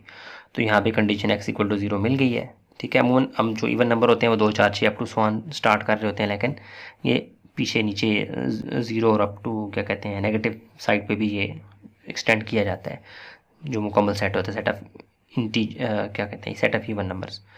तो given condition x equal to 0 found, तो सो हम क्या लिखेंगे, a equal to curly brackets के अंदर 0। समझ आ रही है? यानी इस तरह सेट ऑफ ए जो है वो इन 5 छतरियों के नीचे 5 डिफरेंट आंसर दे रहा है। समझ आ गई? अब आगे चलते हैं। इसका पेज मैंने नेक्स्ट भी बनाया हुआ, वो दिखाता हूँ आपको। आसान था इसलिए मैंने बना लिया था। अच्छा आगे चलें। अब देखें जी, when x belong to o, ये 0 नहीं है, o है। o से मुराद के ऑड नंबर्स होते हैं जो 2 के पहाड़े में नहीं आते, 1 3 5 7 9, -1 -3 -5 पीछे भी। तो given condition x equal to 0 not here, यहाँ पे है, आपको दिख रहा है 0? नहीं दिख रहा। तो यहाँ पे सेट a क्या हो जाएगा, एम्प्टी सेट। एम्प्टी सेट ऐसे भी डिनोट करते हैं, ऐसे भी, मर्जी आपकी, मैंने दोनों लिख दी हैं। आगे चलें, यहाँ पे थोड़ा सा आपको समझना है। x belong to set of rational numbers. Set of rational numbers को इस तरह ना मैं टेबुलर फॉर्म में लिख नहीं सकता, इसको सेट बिल्डर नोटेशन में यानी सिंबल की ज़ुबान में लिखा जा सकता है। वो थोड़ा सा कंफ्यूज करता है, इसलिए मैंने जानबूझ के इसको डिस्क्रिप्टिव यानी कि अल्फाज की शक्ल ही दी है। यहाँ पॉसिबल नहीं था कि मैं ऐसे सेट बना के लिखता। तो given x equal to 0 found, यहाँ पे अब कंसेप्चुअली यानी आपका कॉन्सेप्ट रेशनल नंबर का स्ट्रॉन्ग होगा तो आप खुद स्मेल कर लेंगे कि 0 इसमें मौजूद है। क्यों? उसके लिए मैं ज़्यादा डिटेल में नहीं जाऊँगा, बस जस्ट आप ये समझ लें कि फॉर कॉन्सेप्ट मैंने यहाँ पे बताया हुआ है कि रेशनल नंबर्स अगर एक बहुत बड़ा मैं गुब्बारा लूँ, इसके अंदर ये सारे गुब्बारे आ जाते हैं, इंटीजर्स का भी, होल नंबर्स का भी, नेचुरल नंबर्स का भी। जब रेशनल नंबर सबका बाप है, इंटीजर्स का भी, होल नंबर्स का भी, नेचुरल नंबर्स का भी, तो आप समझ जाएं कि होल नंबर्स में 0 आता है। तो जब इसमें 0 आता है तो अंडरस्टूड है रेशनल में भी आता होगा।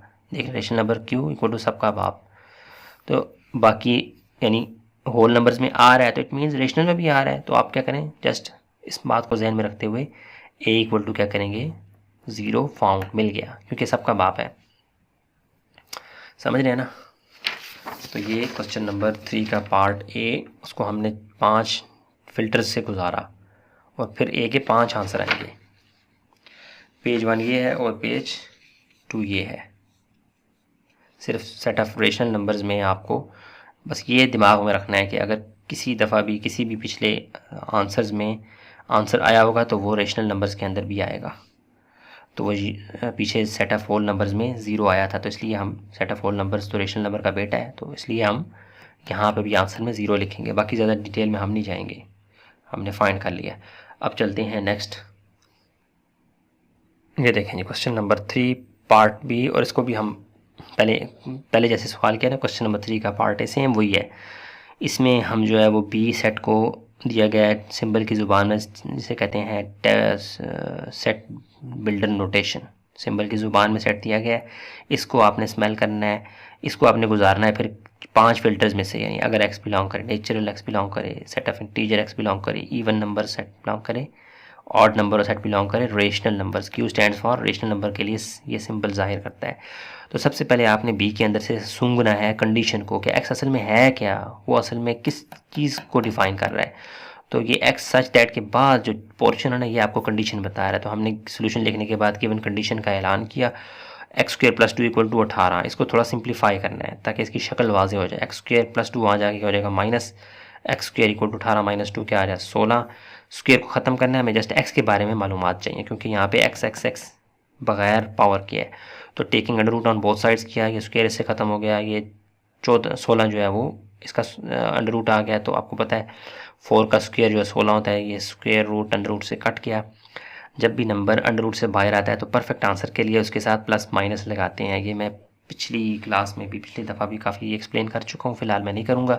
बस दिमाग में आप बिठा लें कि जब भी आपने नंबर को अंडर रूट से बाहर लाना है तो परफेक्ट आंसर के लिए उसके साथ प्लस भी और माइनस भी लिखना होता है। फिर किसी मौके पे मैं इसकी वजाहत कर दूँगा। यहाँ पे आपने जस्ट प्लस और माइनस दोनों लिखने। इट मीन्स अब हम तलाश करने निकलेंगे x +4 और -4, यानी हम natural number z, e, o, q जितने भी ये सेट्स दिए गए इनके अंदर हम सिर्फ क्या ढूंढेंगे, +4 और -4। बाकी 1 2 3 5, 10, 20, 1000, 1 लाख, हमने इसको देखना घास भी नहीं डालनी। अब हमारी नाक सिर्फ सूंघेगी सेट्स में से किसको, +4 को और -4 को। अगर +4 मिल गया तो हमारा वो आंसर है, -4 मिल गया तो दोनों आंसर है, नूर नाला नूर। अगर नहीं मिलेगा तो एम्प्टी सेट। समझ आ गई कितना आसान है। अब चलें फिल्टर नंबर 1, कहता है कि अगर x, मैं कहता हूँ कि वो नेचुरल नंबर्स में से हो, नेचुरल नंबर्स में से हो तो हमें पता है कि हमें +4 या -4 ही चाहिए, इसके अलावा हमें कुछ चाहिए ही नहीं।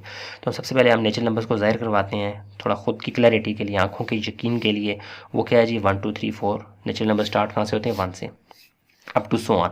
तो यहाँ पे नेगेटिव का तो सवाल ही पैदा नहीं होता, लेकिन +4 बड़े आराम से आपको नज़र आ जाएगा। तो ओनली x = 4 फाउंड। तो सो b का सेट क्या बन जाएगा, +4। यानी मैक्सिमम b का आंसर क्या आ सकता है, +4 या -4 या एम्प्टी सेट, इसके अलावा कोई आंसर आ ही नहीं सकता। आगे चलें, सेट ऑफ इंटीजर्स को z से डिनोट करते हैं और इसमें प्लस वाली गिनती भी शामिल होती है, नेगेटिव वाले भी, इंक्लूडिंग 0। ये वो जगह है जहाँ पे आपको +4 भी मिल जाएगा और -4 भी मिल जाएगा, क्योंकि यहाँ प्लस वाली गिनती भी है, नेगेटिव है। तो यहाँ पे आपका b का आंसर क्या आ जाएगा, +-4। जस्ट आपने जो आपकी कंडीशन है, जो आपका तलाश कुनंदा है, उसको आपने ढूंढना है। आगे चलें, कुनंदा के कुंदा मुझे समझ नहीं आ रही, उर्दू मेरी कुछ ज़्यादा अच्छी नहीं है, लेकिन बस आप समझ गए ना। आगे चलें, x belong to set of even numbers. Even numbers में नेगेटिव वाला पोर्शन भी और 2 4 6 प्लस वाला भी शामिल होता है और 0 भी। तो गिवन कंडीशन आराम से आपको मिल गई, क्योंकि 4 2 4 6 8 10 ये तो इवन नंबर्स होते हैं। तो नेगेटिव वाली साइड पे भी +4 -4 दोनों आपको मिल जाएंगे, ये भी ट्रू है। आगे चलें, अच्छा x ऑड नंबर्स में क्या होते हैं, 1 3 5 7 9, फिर नेगेटिव वाली साइड पे भी। तो गिवन कंडीशन +-4 यहाँ पे सवाल ही पैदा नहीं होता, आपको मिलेगी, क्योंकि 4 जो है वो इटसेल्फ क्या है, इवन नंबर्स है। इवन नंबर्स ऑड में आ ही नहीं सकते। तो यहाँ पे सेट ऑफ b क्या होगा, या तो एम्प्टी सेट या आप ये सिंबल ज़ाहिर करेंगे। समझ आ रही है, इसकी जगह आप खाली कर्ली ब्रैकेट्स अंदर कुछ भी ना रखें, वो भी इसका आंसर है, यानी कुछ भी आंसर नहीं है। आगे आ जाए जी, अगर पीछे कहीं आपको किसी वक्त कोई आंसर मिल चुका है, परफेक्ट पूरा मुकम्मल मिल चुका है, तो वो क्यू में भी आपको मिलेगा। क्यू क्या है, रेशनल नंबर। और रेशनल नंबर क्या होता है, इन सब का जितने भी आपने सेट्स पीछे पढ़े, इन सब का बाप है, यानी ये सारे उसके सब सेट्स हैं, उसके अंदर समोए हुए हैं। तो अगर वहाँ पे +4 और -4 आपको मिल गया, तो यहाँ पे भी आपको दोनों को लिखना चाहिए। तो x belong to set of rational numbers, given condition x = +-4 found. क्यों फाउंड, क्योंकि पीछे आपको मिल चुका है। ये देखें ना, पीछे आपको +-4 इंटीजर्स में से मिल चुका है, और इंटीजर सारे का सारा क्यू के अंदर मौजूद होता है। तो यहाँ पे है तो अंडरस्टूड है, वहाँ पे भी है। सो ये हमें लिखा हुआ x rational number Q has all sets as child including NZO, ये टेक्स्ट की फॉर्म में लिखा है कि ये आपने लिखना नहीं है, जैसे आपको बताने के लिए लिख रहा हूँ कि यहाँ पे क्यू के अंदर ये कैसे पाया जाता है, ये आपको कॉन्सेप्चुअली क्लियर होना चाहिए। तो वो मोटी सी बात मैंने आपके दिमाग में बिठा ली है कि सारे सेट्स इसके बच्चे हैं, तो इसके बच्चों के पास जो चीज़ होगी वो बाप के पास भी होगी, तो बाप ही होता है। सो b = +-4 इसके अंदर भी मौजूद है। मैं पूरा सवाल दिखा देता हूँ। क्वेश्चन नंबर 3 पार्ट बी, और पार्ट बी को 5 फिल्टर्स में से हमने गुजारा, ये आपके सामने है। बाकी मैं इसकी सॉफ्ट कॉपी PDF की फॉर्म में वेबसाइट saifmathnotes.com पे अपलोड करूँगा, वहाँ से आप डाउनलोड भी कर सकते हैं। आगे चलते हैं। हाँ जी, क्वेश्चन नंबर 3 पार्ट सी, उसके फिर आगे 5 फिल्टर्स, यानी 5 उसके सब स्टेप्स हैं, सब क्वेश्चंस आप कह लें, इसी को इसमें से गुजारना है। मैं इसको फ़िल्टर बुला रहा हूँ। यहाँ से आपने कंडीशन जो है x की वो निकालनी है, यानी c = ये कौन सी ज़ुबान में लिखा गया है, ये यानी कि कौन सी एक सेट को ज़ाहिर करने के 3 तरीके हैं, तो उनमें से ये कौन सा तरीका है, सेट बिल्डर नोटेशन, यानी सिंबल की ज़ुबान में सेट को डिफ़ाइन किया गया है। x एंट्री है c की, एलिमेंट्स हैं, एक्चुअल एलिमेंट्स, उसके बारे में डिफ़ाइन क्या किया गया है, 8x² = 2। यहाँ पे x इसके साथ मज़ीद गंद लगा हुआ है, इसको अलहदा करें। सोल्यूशन में जाके बोलें गिवन कंडीशन क्या है जी, यहाँ से आपने क्या उठाया पोर्शन, 18x² = x को साफ़ करें, क्योंकि हमें सिंपल x चाहिए, यहाँ पे x की बात हो रही है, x, तो हमें x चाहिए। जब तक x नहीं पता लगता हम प्रोसेस चलाते रहेंगे। तो 18x² = 2, x को यहीं पर रहेगा, 18 यहाँ जाके डिवाइड हो जाएगा, 2 के टेबल से कट गया, 2 1 2 9 1/9 आ गया, taking square root on both sides किया, स्क्वायर आ गया, 1 का स्क्वायर 1 ही होता है और 3 का स्क्वायर 9 होता है। तो यूँ जब अंडर रूट से नंबर बाहर आते हैं तो वो प्लस माइनस लेकर आते हैं परफेक्ट आंसर के लिए। वैसे अमूमन x इक्वल टू 1/3 भी चलता है, लेकिन आप चूँकि यहाँ पे मुकम्मल आंसर की तलाश में, इसलिए आपको प्लस और माइनस दोनों लिखने हैं। अंडर रूट से जब भी नंबर बाहर आएगा तो आपने प्लस और माइनस लगाने होते हैं। क्यों लगाने होते हैं ये मैं किसी और मौके पे बताऊंगा, वैसे मैं वक्तन वक्तन बताता रहता हूँ। x equal two plus minus 1/3, यहाँ पे x equal two plus minus 1/3 देता तो आपको ये सब कुछ करने की ज़रूरत नहीं थी, लेकिन उसने नहीं दिया, इसलिए हमने थोड़ा सा मैथमेटिकल वर्क किया और x को निकाल लिया। अब हम ये जो डब्बे में पैक है ना x equal two plus minus 1/3, अब हम इन तमाम फिल्टर्स में सिर्फ प्लस माइनस 1/3 तलाश करते हुए यहाँ भी जाएंगे, यहाँ भी जाएंगे, यहाँ भी जाएंगे, यहाँ भी जाएंगे और यहाँ भी जाएंगे। जहाँ हमें मिला तो वो हमारा आंसर होगा। और मज़े की बात है कि ये फ्रैक्शन की फॉर्म में, बट्टे की फॉर्म में ना आपको नेचुरल में मिलने वाला है, ना जी में, ना ई में, ना ओ में। कहाँ मिलेगा? ओनली इधर। इन सब बच्चों के पास नहीं मिलेगा, यहाँ पे मिल जाएगा। क्योंकि यहाँ पे भी यहाँ पे कंडीशन होती है रेशनल नंबर्स में कि हम किसी नंबर को p/q की फॉर्म में, बट्टे की फॉर्म में लिखें। ऊपर वाला नंबर भी सेट ऑफ इंटीजर में से हो, नीचे वाला भी सेट ऑफ इंटीजर में से हो। तो मैं आपको पहले से स्मेल करके, यानी कॉन्सेप्ट होगा तो आप खुद ही स्मेल कर लेंगे कि ये इन चारों में नहीं पाया जाता है, सिर्फ इसमें पाया जाता है। चले आए चलते हैं। x बिलोंग टू फिल्टर में से गुजारे हैं, x belong to natural number. Natural number कहाँ से स्टार्ट होते हैं? 1 2 3। बट्टे वाले तो उसमें होती ही नहीं है, ये वाली शक्ल तो यहाँ पाई नहीं जाती। सो कंडीशन नॉट फाउंड, तो नहीं फाउंड तो मतलब सी क्या हो जाएगा? एम्प्टी हो जाएगा। x मिला ही नहीं है तो C equal to empty set. Empty set के लिए ये वाला सिंबल भी यूज़ होता है। आगे चलें, x बिलोंग टू जी क्या सेट ऑफ इंटीजर्स है, उसमें प्लस वाली और माइनस वाली और जीरो गिनती होती है, लेकिन ये बट्टे डिवाइड वाली फॉर्म में नहीं होता, तो ये कंडीशन भी यहाँ पर नहीं मिली, तो सी क्या होगा? ज़ीरो, कुछ भी नहीं, अंडा। आगे चलें, आ जाए ई जो है वो इवन नंबर्स है, उसमें भी आपको ये वाला बिल्कुल दिखेगा ही नहीं। उसमें तो सबके नीचे 1 1 होता है, 1 1 होता है, नीचे 3 तो होता ही नहीं है। तो कंडीशन ये भी नहीं मिली, तो ये भी एम्प्टी हो गया। कितना आसान है। आगे चलें, ऑड नंबर्स में किसी भी जगह पे डिनोमिनेटर में कुछ नहीं होता है तो सिर्फ 1 होता है नीचे, तो ये भी नहीं है। तो सो यहाँ पे भी एम्प्टी है, सब एम्प्टी हैं। लेकिन आ गया ना अब्बा, x belong to set of rational numbers, condition this is found. क्यों फाउंड? मैंने लिखा है rational number can be in p/q where p belong to Z से मुराद का सेट ऑफ इंटीजर्स, प्लस वाली गिनती भी, माइनस वाली गिनती भी और ज़ीरो भी, एंड q बिलोंग टू जी। सिर्फ नीचे आपने ज़ीरो नहीं लाना, बाकी सब कुछ अलाउ है। तो ये 1 देखें, ये 1 जो है ये सेट ऑफ इंटीजर में जाता है, 1 2 3 अप टू सो ऑन, और 3 ये भी उसमें आता है, और नेगेटिव वाला भी एरिया उसमें आता है। तो इट मीन्स p/q की फॉर्म ही तो खूबी है किसकी? रेशनल की। तो इसलिए +1/3 और -1/3 ये दोनों पाए जाते हैं किसमें? सिर्फ रेशनल नंबर्स में। रेशनल नंबर का सिंबल क्या है? q। वजह क्या है वो मैंने यहाँ आपको बता दिया रेड में, ये लिखने की ज़रूरत नहीं है, जस्ट आपकी अंडरस्टैंडिंग के लिए मैंने इसको रेड कलर में लिखा है, नोट। तो आपको समझ आ गई कि रेशनल नंबर्स में हमें ये 2 क्यों मिल गए, क्योंकि उसकी डेफिनेशन ही यही है कि किसी भी नंबर को अगर आप p/q के फॉर्म में लिख सकें, ऊपर वाला और नीचे वाला दोनों नंबर सेट ऑफ इंटीजर्स में से हों। सिर्फ उसमें एक शर्त यह है कि निचला पोर्शन ज़ीरो नहीं होना चाहिए, जो कि ज़ीरो यहाँ पर है ही नहीं। समझ गए? तो मैं आपको मुकम्मल दिखा देता हूँ। इसमें आपका 1.1 से लेकर अप टू सो जो कॉन्सेप्ट्स हैं ना नंबर्स को लेके, वो टेस्ट हुए हैं इस सवाल के अंदर। क्वेश्चन नंबर 3 के जितने भी पार्ट्स हैं, इसमें आपके बेसिकली जो रेशनल नंबर, इरेशनल नंबर्स और नंबर्स, रियल नंबर्स को लेके जो आपके थोड़े बहुत कॉन्सेप्ट्स हैं ना, उनकी एक तरह का पोस्टमार्टम किया गया। तो इसीलिए मैं कहता हूँ पिछले चैप्टर अगले चैप्टर से लिंक्ड होते हैं। और मेरी फिर वो आदत भी है कि मैं एक फ़्लो में चल रहा होता हूँ, यानी पहले चैप्टर के बाद दूसरा, दूसरे के बाद तीसरा, क्योंकि अमूमन जो है ना पहला दूसरे से लिंक होता है, दूसरा तीसरे से। अगर मैं जंप मार के 8वें 9वें पे चला जाऊँ ना, तो बहुत सारी जो इसमें लड़ियाँ होती हैं ना, कड़ियाँ होती हैं, वो मिस हो जाती हैं और कॉन्सेप्ट समझाने में मुश्किल पेश आ रही होती है। बच्चे भी मुश्किल से जो है ना वो समझ रहे होते हैं। इसलिए मेरी कोशिश ये होती है कि मैं एक फ़्लो में जाऊँ और एक के बाद एक स्टेप करूँ, एक चैप्टर करता हुआ आगे चलता आ जाऊँ। तो नेक्स्ट देखते हैं क्वेश्चन नंबर 3 का नेक्स्ट पार्ट। अच्छा जी, क्वेश्चन नंबर 3 पार्ट डी आपके सामने है। सेट बिल्डर यानी सिंबल की ज़ुबान में आपके सामने डी सेट को डिफ़ाइन किया गया है। आपने इसमें एक्स की जो कंडीशन है पहले वो क्लियर करनी है, उसके बाद आपने उस एक्स की कंडीशन को तमाम फिल्टर्स में से गुजारना है। X belong to natural, set of integer, set of even number, set of O stands for odd numbers, और फिर रेशनल नंबर। रेशनल नंबर सबका बाप है, इन सब में से गुजारना है। आ जाए सोल्यूशन, यानी एक तरह से आप ये एक सवाल है, इसके मज़ीद आगे से 5 सवालात बन रहे हैं, लेकिन वो सवालात असल में नहीं है, जस्ट फिल्टर्स हैं, गुजरना है आपने लेके। कंडीशन, कंडीशन यहाँ से स्मेल करें एक्स सच दैट, ये तो एक्स के बारे में फिर वजाहत की जा रही है, जो वजाहत है यहाँ से उठाएं x square minus 5 equal to 0, ये उठा के यहाँ पे लिखा है, इसको सॉल्व करें, एक्चुअल में एक्स क्या है वो ज़रा निकालें, x square equal to minus 5 वहाँ जाके हो जाए प्लस 5, और taking under root on both sides किया तो एक्स आपके पास क्या आ गया इक्वल टू अंडर रूट 5, बाहर नहीं आता, अगर आएगा तो वो शायद इरेशनल नंबर है, यानी वो ये देखें 5 करने तो ये अजीब व गरीब नंबर आ रहा है बड़ा सारा, और आप बाद में रिपीट भी नहीं हो रहा, यानी कि इरेशनल नंबर की स्मेलिंग है। इरेशनल नंबर कौन सा होता है, जो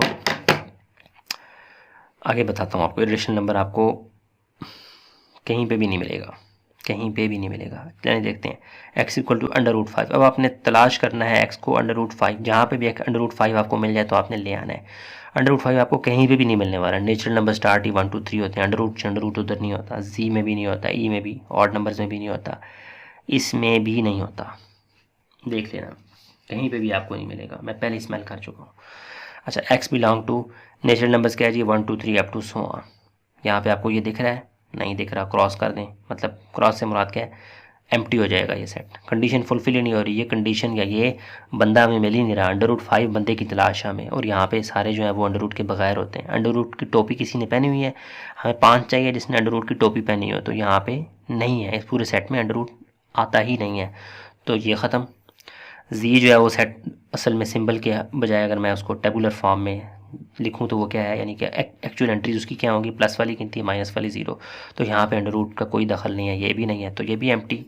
आगे चलें, इवन नंबर्स में भी अंडर रूट वाली टोपी नहीं होती, फिर भी मैंने फ्लो में even set of even number को ज़ाहिर करवाया, उसमें भी अंडर रूट नहीं होता, तो ये भी खाली।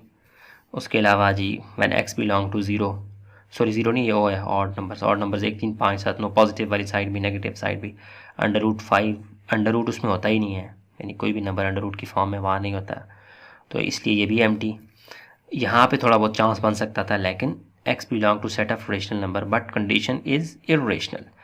इर्रेशनल नंबर के बारे में चैप्टर 1 में मैं बता के आया हूँ कि इसमें ये जो होता है ना, इसका जो आंसर होता है जो डेसिमल में आ रहा होता है वो कभी भी उसका कोई पैटर्न नहीं बन रहा होता, और उसको हम p/q की फॉर्म में नहीं लिख सकते, समझ आ रही है, इसलिए ये क्या है, इर्रेशनल नंबर है, यानी पॉइंट के बाद 2.236067977, ये जो पॉइंट के बाद जो है ना नंबर्स, ये कभी भी ख़त्म नहीं होंगे एक बात, और ये कभी भी पैटर्न कोई नहीं बनाएंगे, हर दफ़ा अलग ही अलग आएंगे, तो इसलिए ये जो कंडीशन होती है ना, ये इर्रेशनल नंबर्स की होती है, और इर्रेशनल नंबर्स जो होते हैं वो सेट ऑफ रेशनल नंबर्स के साथ बिल्कुल भी दोस्ती नहीं करते, उससे अलग थलग रहते हैं। तो इर्रेशनल नंबर्स में से चूँकि एक्स है तो इसलिए ये सेट ऑफ रेशनल नंबर में भी नहीं है, सो यहाँ पे भी डी क्या होगा, एम्प्टी। इट मीन्स आपने इस दफ़ा डी की जो कंडीशन है इसको आपने इन 5 फिल्टर्स में से गुजारा तो आपका आंसर 0 है, मतलब एक्स आपको कहीं पे भी नहीं मिला, वो इनमें था ही नहीं, वो इनसे बाहर पड़ा हुआ था। कहाँ पड़ा हुआ था, सेट ऑफ इर्रेशनल नंबर्स में पड़ा हुआ था। यानी अगर आप रियल नंबर्स का एक डब्बा बनाए ना, अगर रियल नंबर्स है, रियल नंबर्स इसका डब्बा बनाए तो इसमें जो एक खाना होता है ये होता है क्यूब बार, ये इर्रेशनल नंबर्स का खाना होता है, और बाकी जो बचता है वो कौन सा होता है, सेट ऑफ रेशनल नंबर्स। तो समझ आ रही है, इन दोनों की कोई भी ओवरलैपिंग एरिया नहीं है, ये बिल्कुल अलग है, ये बिल्कुल अलग है। कोई नंबर अगर यहाँ पे होगा तो वो यहाँ नहीं होगा, यहाँ होगा तो वो यहाँ नहीं होगा, समझ आ गई। ये दोनों डिसजॉइंट सेट्स हैं, यानी जो आपस में बिल्कुल भी कुछ भी मैचिंग नहीं रखते। ठीक हो गया, ये मैंने वैसे समझाने के लिए यहाँ बना दिया, तो ये मुकम्मल मैं आपको पेज दिखा भी देता हूँ। इसके साथ ही क्वेश्चन नंबर 3 के तमाम पार्ट्स ख़त्म हो चुके हैं, और अब हम देखेंगे नेक्स्ट क्वेश्चन नंबर 4।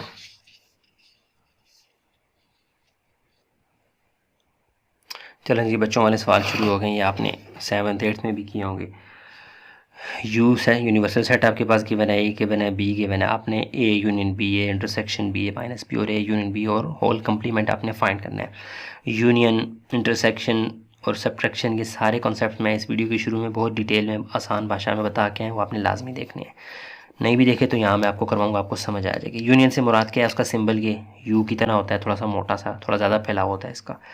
ए यूनियन बी ये फाइंड करना है, क्वेश्चन मार्क, सोल्यूशन में जाके A union B equal to A की जगह मैंने सेट ऑफ ए लिखा, यू वैसे का वैसा, और बी की जगह मैंने बी का सेट लिखा, कुछ भी नहीं किया। इसी सिंबल को मैंने यहाँ पे एंट्रीज यानी उसकी एक्चुअल डाटा दे दिया। यूनियन से मुराद क्या है कि आपने सबको मिला के लिखना है, मिला के इस तरह से लिखना है, एक तो तरतीब आपने मद्देनज़र रखनी है, उसको आपने रिस्पेक्ट करना है, तरतीब नहीं ख़राब करनी। यानी यहाँ पे 7 है, इसको 7 को आप पहले लिखते नहीं, आपने स्टार्ट में हक किसका बनता है शुरू में गिनती का 1 का, पहले 1 आएगा, फिर 2 आएगा, फिर 3, यानी ऑर्डर में लिखना है आपने, तरतीब में लिखने, नंबर्स को भी, अल्फ़ाबेट्स को भी, कुछ भी जो होगा।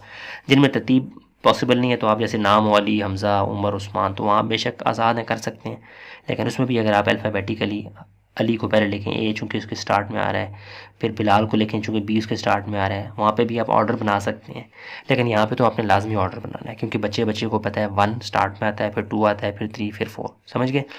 और दूसरी बात क्या है, यूनियन में आपने जो नंबर रिपीट हो रहा है उसको आपने एक दफ़ा लिखना है, 2 दफ़ा नहीं लिखना है। मिसाल के तौर पर यहाँ 4 और 5 है, यहाँ 4 और 5 है, अब ये 4 और 5 2 दफ़ा रिपीट नहीं करना है, एक ही दफ़ा लिखना है। तो मैं इन दोनों सेट्स को मिला के लिखूँगा, 1 से स्टार्ट करूँगा, 1 यहाँ पे है, यहाँ पे नहीं है तो भी चलेगा, सिर्फ जो दोनों सेट्स के पास है कॉमन वो एक दफ़ा लिखना है, और अगर एक के पास भी है तो भी लिखना है। 1 2 3 4 5, 4 5 यहाँ भी है, 4 5 यहाँ भी है, एक दफ़ा लिखना है, और ये 6 और 7।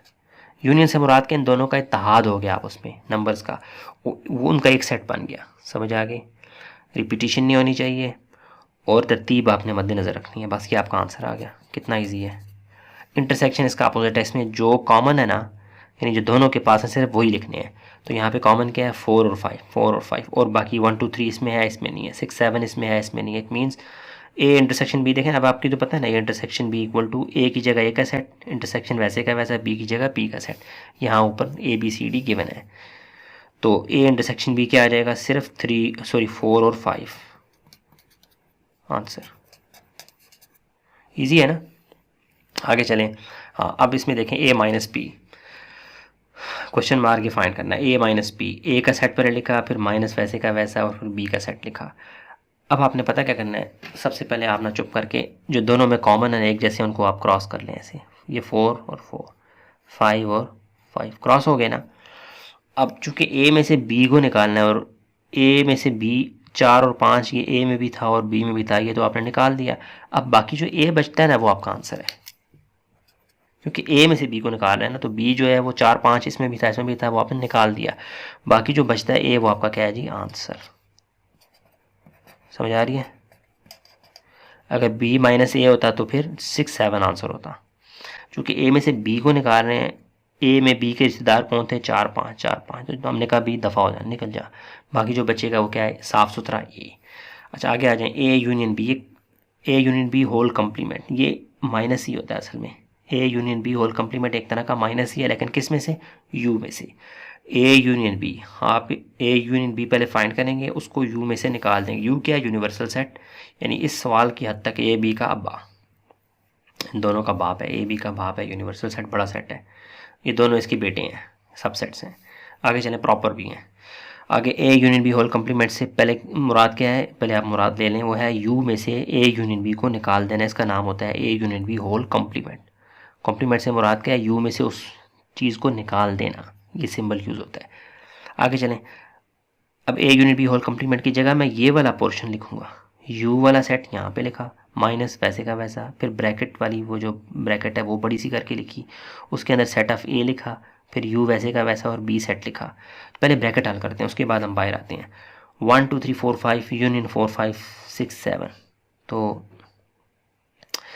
वो क्या हो गया, 1 2 3 4 5 और 4 5 6 7 में यूनियन लेंगे। यूनियन में आपको पता है रिपीटिशन नहीं होनी चाहिए, और तरतीब से आपने लिखना होता है। तो 1 से स्टार्ट लें, 1 2 3, यानी अगर कोई नंबर यहाँ भी है, यहाँ भी है, उसको एक दफ़ा लिखना है। बाकी अगर कोई नंबर यहाँ पे नहीं है तो भी उसको लिखेंगे, दोनों को मिला के लिख रहे होते हैं। तो 1 2 3 4 5 दो के पास है, दोनों के पास एक दफ़ा लिखा, 6 7 ये बन गया। अब इसमें से इस पूरे सेट को निकालना, मीन्स ये जितने भी नंबर्स हैं अगर आपको यहाँ दिख रहे हैं तो क्रॉस कर दें, करें। देखिए जो कॉमन है वो निकालें पहले, 1 यहाँ भी है, यहाँ भी है, निकाल दें। 2 यहाँ भी है, 2 यहाँ भी है, निकाल दें। 3 यहाँ भी निकाल दें। 4 यहाँ भी निकाल दें। 5 यहाँ भी निकाल दें। 6 यहाँ भी निकाल दें। 7 यहाँ भी निकाल दें। बाकी किसके ऊपर क्रॉस नहीं लगा, सिर्फ 8 और 9 के ऊपर, क्योंकि इस सेट में से इसको निकाल रहे हैं ना, तो इस सेट में जो बाकी बच जाते हैं वो आपका आंसर होगा। वो क्या है जी, 8 और 9। मैं बहुत आसान करके बताने की कोशिश कर रहा हूँ, उम्मीद करता हूँ आप इसको बड़े आराम से समझ जाएंगे। क्वेश्चन नंबर 4 के चारों पार्ट्स आपके सामने हैं। अब देखते हैं नेक्स्ट। अच्छा जी, आपके पास ए बी गिवन है, आपको दो रिलेशन प्रूव करने हैं। ए यूनियन बी बराबर होता है B union A intersection B बराबर होता है बी इंटरसेक्शन ए। असल में ये कम्यूटेटिव प्रॉपर्टी ऑफ यूनियन है, कम्यूटेटिव प्रॉपर्टी ऑफ इंटरसेक्शन है। यानी क्या मुराद कि अगर ए यूनियन बी लिया जाए और उसके बाद अगर बी को उस तरफ ले जाएं को इस तरफ, यानी उल्टाने से भी फ़र्क नहीं पड़ता। बी यूनियन ए इंटरसेक्शन में भी अगर ए पहले लिखें बी बाद में लिखें तो भी फ़र्क रिजल्ट पे नहीं पड़ता। ये एक प्रॉपर्टी है, लेकिन यहाँ पे उसने आपको सवाल की शक्ल में दिया हुआ है। यानी ये खूबी है ये सेट्स की कि ये कम्यूटेटिव प्रॉपर्टी ऑफ यूनियन और कम्यूटेटिव प्रॉपर्टी ऑफ इंटरसेक्शन इसके अंदर पाई जाती है। कम्यूटेटिव लफ्ज़ तब भी जब भी यूज़ आप समझ जाएँ कि चीज़ों को उल्टाना पलटाना है और रिजल्ट पे असर नहीं पड़ रहा।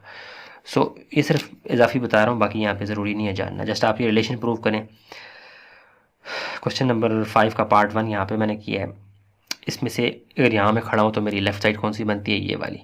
पहले लेफ़्ट साइड को प्रूव करता हूँ, फिर राइट साइड को। लेफ़्ट साइड क्या है, ए यूनियन बी, ए की जगह उसका सेट, बी की जगह उसका सेट, और यू यानी यूनिवर्सल सेट, सॉरी यूनियन का सिंबल जो वैसे का वैसा।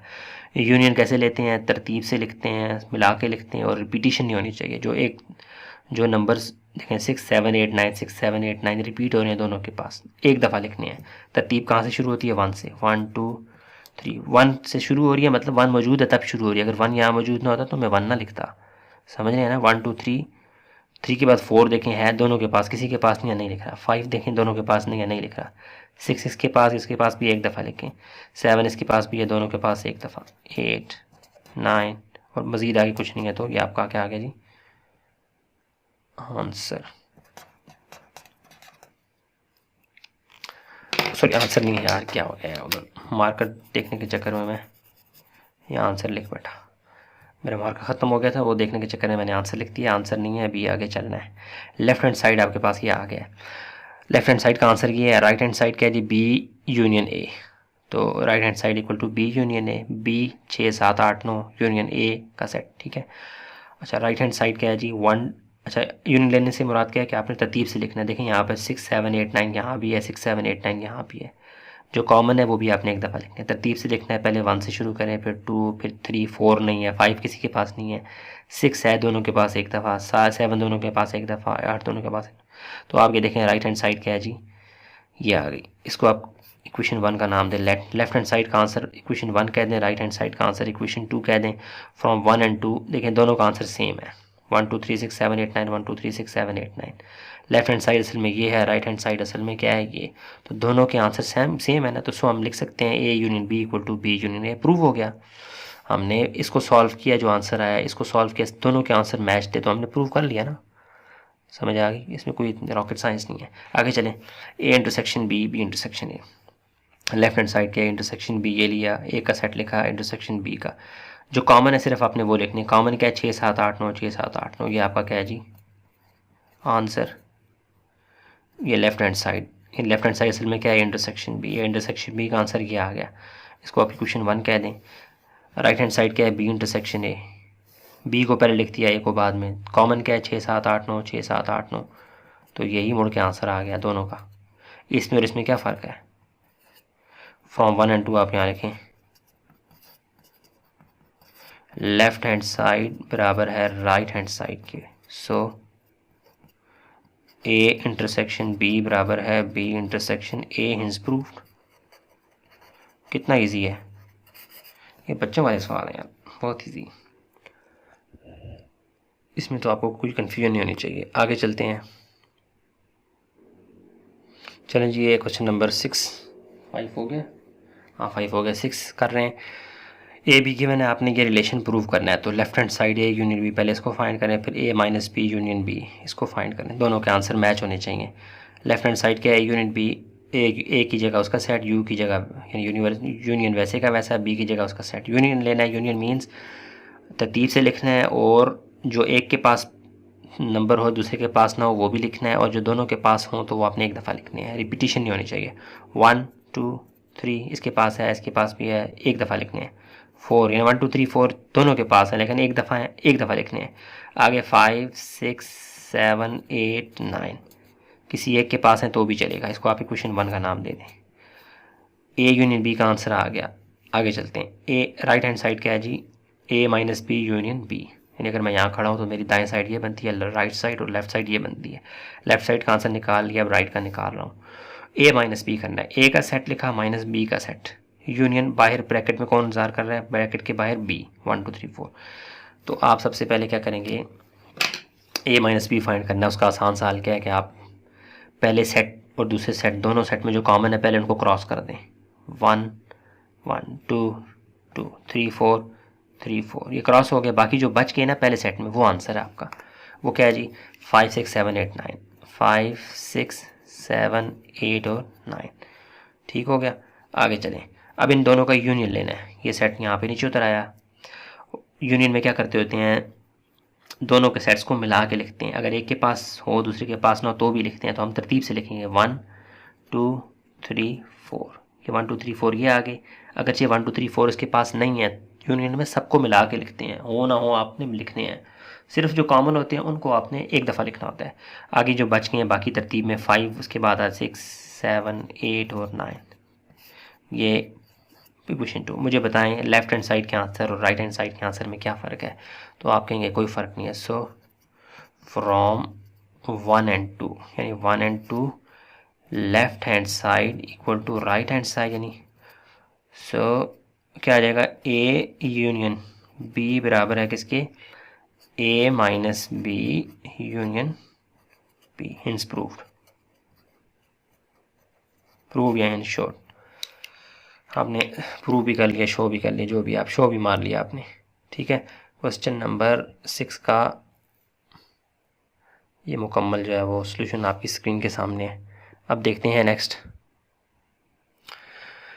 अच्छा जी, ए आपके पास गिवन है, बी गिवन है। वो कह रहा है मुझे बताओ कि अगर आप A intersection into B minus A करो तो आपका आंसर एम्प्टी सेट आना चाहिए। एम्प्टी सेट का सिंबल है।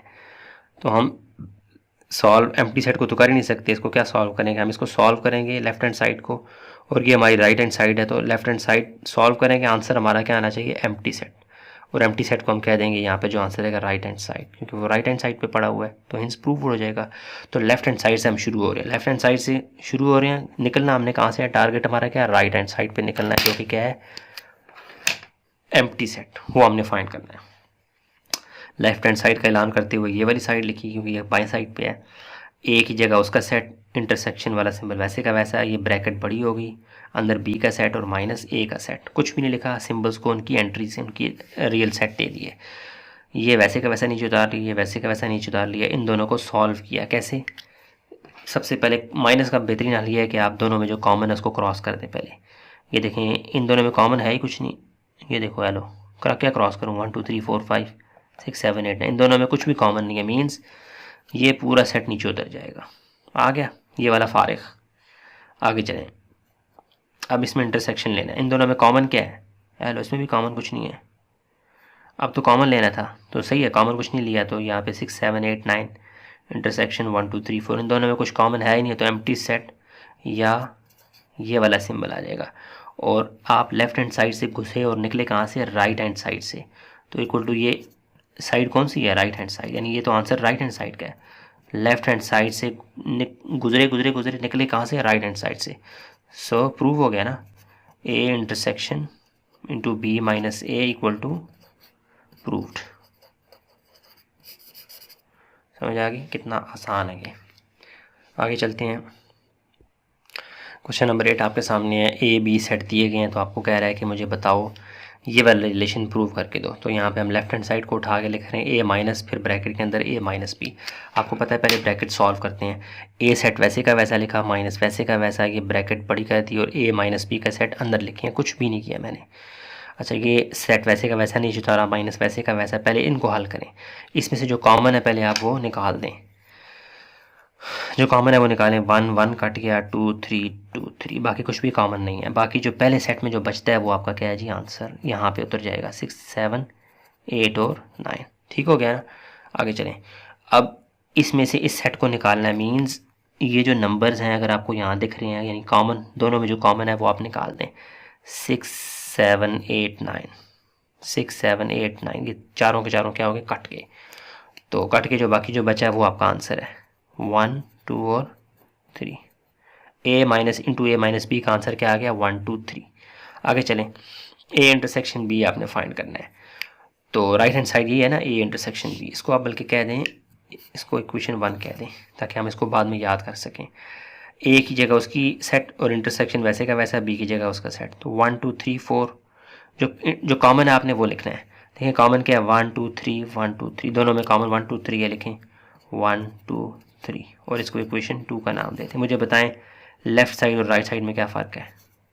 एक जैसा आंसर है, तो आप कह सकते हैं from 1 and 2 left hand side किसके बराबर है? राइट हैंड साइड के। सो रिलेशन प्रूव हो गया ना, A minus into A minus B equal to A intersection B. ठीक हो गया? कितना ही आसान है, कितना ही आसान है, स्कोर कितना आसान किया जा सकता है। ये पूरा आपकी स्क्रीन के सामने भी है। आगे चलते हैं, नेक्स्ट क्वेश्चन को देखते हैं। क्वेश्चन नंबर 9 है। अच्छा ये सवाल जो है बहुत इजी है, लेकिन इसमें थोड़ा सा आपने ना, इस एक्सरसाइज के स्टार्ट में मैंने बहुत कॉन्सेप्चुअल बातें की हैं, आपने प्लीज़ वो देखनी है। मैं पेज दोबारा आपको दिखाता हूँ, लेकिन डिटेल में मैंने वहाँ पे शुरू में बताया हुआ है। इसमें आपने सबसेट्स और प्रॉपर सबसेट्स ए के फाइंड करने हैं। ए क्या है जी, इसके अंदर एंट्रीज हैं bag, book, copy, pen. Bag एक एंट्री है, बुक दूसरी एंट्री, तीसरी, चौथी, यानी एलिमेंट्स कितने हैं 1 2 3 4। नंबर ऑफ एलिमेंट्स कितने हैं 1 2 3 4। तो सबसेट्स क्या होते हैं, जो यहाँ पे मैंने लिखा हुआ है, नंबर ऑफ सबसेट्स आपने फाइंड करने हैं। यानी आप ये समझ लें आसान लफ्ज़ों में, इस सेट्स के आपने पीसेस करने हैं जो इसका हिस्सा हों, देखने में भी फील हों कि वो इसका हिस्सा है। तो कितने इसके टुकड़े किए जा सकते हैं, उसके लिए फार्मूला क्या है जी 2n। टोटल सबसेट्स फाइंड करने का फार्मूला क्या है किसी भी सेट का 2n। n से मुराद क्या है, number total means total number of elements. समझ आ गई? जैसे यहाँ पर मैंने बताया था, अगर a 1 2 3 है तो इसके कितने एंट्रीज हैं 1 2 3, तो 2 की पावर 3 करेंगे तो आंसर क्या आएगा 8। मीन्स कि 1 2 3 इस सेट को इसके कितने टुकड़े किए जा सकते हैं, पॉसिबल 8 टुकड़े किए जा सकते हैं, जो सारे के सारे इसका हिस्सा होंगे। ये हो जाएंगे प्रॉपर सबसेट्स। प्रॉपर सबसेट्स में क्या होता है, सिर्फ ये टुकड़ा अपने आप का भी एक टुकड़ा है। मींस जैसे 1 2 3 मैंने यहाँ पे पीसेस किए हुए हैं, यानी ये सेट अपने आप का भी एक मिरर इमेज होता है, उसमें उसको भी हम लिखते होते हैं। लेकिन प्रॉपर सबसेट्स में इसको माइनस कर दिया जाता है। जस्ट फार्मूले में से सिर्फ क्या कर दिया जाता है, माइनस कर दिया जाता है 1 को। उसका पेज ये है, सिर्फ फार्मूले में से 1 को माइनस कर दिया जाता है। तो चलते हैं इसको करते हैं। इसका फार्मूला क्या है जी, ए हमारे पास क्या है जी, बैग, बुक, कॉपी, पेन, ये इसके एक्चुअल सेट वो मैंने लिखा। टोटल सबसेट्स आपने फाइंड करने, एक टोटल प्रॉपर सबसेट्स आपने फाइंड करने हैं। टोटल सबसेट्स का फार्मूला क्या है 2 power n। Total proper subsets का फार्मूला क्या है 2 power n minus 1। So total subsets के लिए 2 पावर n आ गया। Here n equal to 4। n से मुराद क्या है, नंबर ऑफ एलिमेंट्स। कितने एलिमेंट्स हैं यहाँ पर 1 2 3 4, इसलिए n क्या होगा 4, तो ये 2 की पावर बन जाएगा। सो टोटल सबसेट्स फॉर सेट ए क्या हो जाएगा 2 की पावर 4। तो 2 की पावर 4 से मुराद क्या है, 2 अपने साथ ही 4 दफ़ा ज़रब खाएगा, 2 मल्टीपल 2 मल्टीपल 2 2 ज़ा 4 4 2 ज़ा 8 2 ज़ा 16। यानी एक है जो ये सेट है, इसके कितने टुकड़े किए जा सकते हैं, कितने सबसेट्स फाइंड किए जा सकते हैं 16। कितने 16, यानी करने नहीं है, जस्ट आपने गिनती बतानी है। और प्रॉपर सेट्स कुछ भी नहीं है, जस्ट इसमें से 1 निकाल दें। टोटल प्रॉपर सबसेट्स का फार्मूला क्या है 2 पावर n माइनस 1। 2n आपको पता है, ये 16 आया हुआ है, इसमें से 1 निकाल दें 15। जस्ट ये आपको बताना था बस, ठीक है। आगे चलते हैं। नेक्स्ट जो क्वेश्चन है वो भी इजी है, इसी से रिलेटेड है। क्वेश्चन नंबर 10 का पार्ट 1, पार्ट 1, पार्ट 2, पार्ट तीनों आपके सामने है। अच्छा इसमें भी आपने क्या करना है जी, ए बी और एक्स 3 सेट्स दिए गए हैं, इसके आपने क्या करना है find power set. Power set क्या होता है, कुछ भी नहीं होता, जो आप सेट के सबसेट्स फाइंड करते हैं, टोटल सबसेट्स, उनको एक्चुअल में लिखना है और उसको फिर एक बड़े सेट के अंदर सेव कर देना है, इर्द गिर्द दीवार लगा देनी है। कैसे मैं बताता हूँ। ए सबसेट ए क्या है जी 2 3, इसकी एंट्री कितनी है, टोटल सबसेट्स कितने हैं, इसका फार्मूला क्या है 2 पावर n। और n से मुराद क्या है, टोटल नंबर ऑफ एलिमेंट्स। यहाँ पे कितने एलिमेंट्स हैं 1 2, 2 हैं, 1 2, यानी इनको नहीं देखना है कि 2 ये 3 5 नहीं कर देना है, ये एंट्री 1 एंट्री 2। तो 2 की पावर 2 क्या हो जाएगा 2 2 ज़ा 4। तो यानी इसके कितने टुकड़े होंगे, 4 टुकड़े होंगे। कैसे, इसको आपने एक बड़ी सी कर्ली ब्रैकेट डालनी है, फिर इसके अंदर इसके पीसेस लिखने हैं। एक हो जाएगा एम्प्टी सेट, ये हर सेट का सबसेट होता है। जो एम्प्टी सेट होता है ना वो हर सेट का हिस्सा होता है। तो एम्प्टी सेट यानी अगर 2 3 को आप निकाल दो बाकी का बचता है एम्प्टी सेट, तो एम्प्टी सेट हर सेट का हिस्सा होता ही होता है। और क्या हो जाएगा 2, देखें ये 2 भी जो है वो इसके अंदर पाया जाता है ना, ये भी इसका बच्चा हो गया। 3 ये भी इसका बच्चा हो गया। 2 3 आ गया, उसके बाद ये अपना बच्चा खुद भी होता है 2 3। ठीक है, तो P ऑफ ए से मुराद क्या है, पावर सेट ऑफ ए, यानी पावर सेट ऑफ ए से मुराद क्या है, ए की जितनी भी पावर है वो इसके अंदर मौजूद है, यानी ताकत। इसके 4 बच्चे हैं, चारों के चारों बच्चे इस सेट के अंदर पाए जाते हैं। Power set, P stands for power set of A. Empty set 2 3 और फिर 2 3, यानी ये पूरे का पूरा सेट भी इसी का बच्चा भी होता है, अपना मिरर इमेज होता है। आगे चलें, B equal to 2 4 6, B equal to 2 4 6, मैंने टोटल सबसेट्स कितने बनेंगे इसके पॉसिबल, 1 2 3, 3 एंट्री है ना, तो 2 की पावर क्या बन जाएगा 3, 2 मल्टीपल 2 कितना बन गया 8। तो इसके कितने पीसेस किए जा सकते हैं 8। तो पावर सेट ऑफ बी क्या बनेगा, पहले आप बड़ा सा ये कर्ली ब्रैकेट डालें इसके अंदर, पहले तो आप एम्प्टी सेट लिखें, उसके बाद हर एक को अलग करें, 2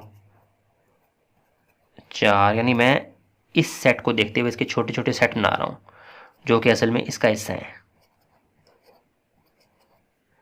यहाँ जगह ख़त्म है, मैं नीचे आ रहा हूँ, ठीक है। 2 4 6 हो गया। टोटल कितने बनाने हैं 8 लाजमी बनेंगे, बनाने अगर नहीं बनेंगे तो आप गलती कर रहे हैं। एक एक कर लिया, अब 2 4 2 4 2 4 का, और फिर 2 6, अच्छा 2 4 भी हो गया, 2 6 भी हो गया, 1 2 3 4 5 6, 2 4 2 6 भी हो गया। हाँ, अब 4 और 6 यानी कम्बिनेशन आप आपने खुद ट्राई करने हैं, खुद स्मेल करने हैं। 4 6, उसके बाद 1 2 3 4 5 6 7, अब एक ही रह गया है। ये पूरा अपने आप का भी सबसेट है, 2 4 और 6, और फिर ये बड़ा सा इस ब्रैकेट को क्लोज कर दें। आंसर पावर सेट आप देखें ना, सबसे पहले आपने 2 पावर n के फार्मूले से इसके टोटल सबसेट्स की तादाद मालूम की, फिर आपने वो एक्चुअली मालूम भी कर ली है। मालूम करने का तरीका क्या है, पहले एम्प्टी सेट, फिर हर एक का अलग सेट, फिर इनके जोड़े बनाने हैं, 2 4 2 6, देखें 2 4 2 6, फिर 4 6, फिर ये पूरा रिपीट भी होगा, अपना ये सबसेट भी होता है, खुद का भी सबसेट होता है। समझ आ गई। ये सारे के सारे टुकड़े पीसेस जो हैं वो इसके अंदर समोए हुए हैं।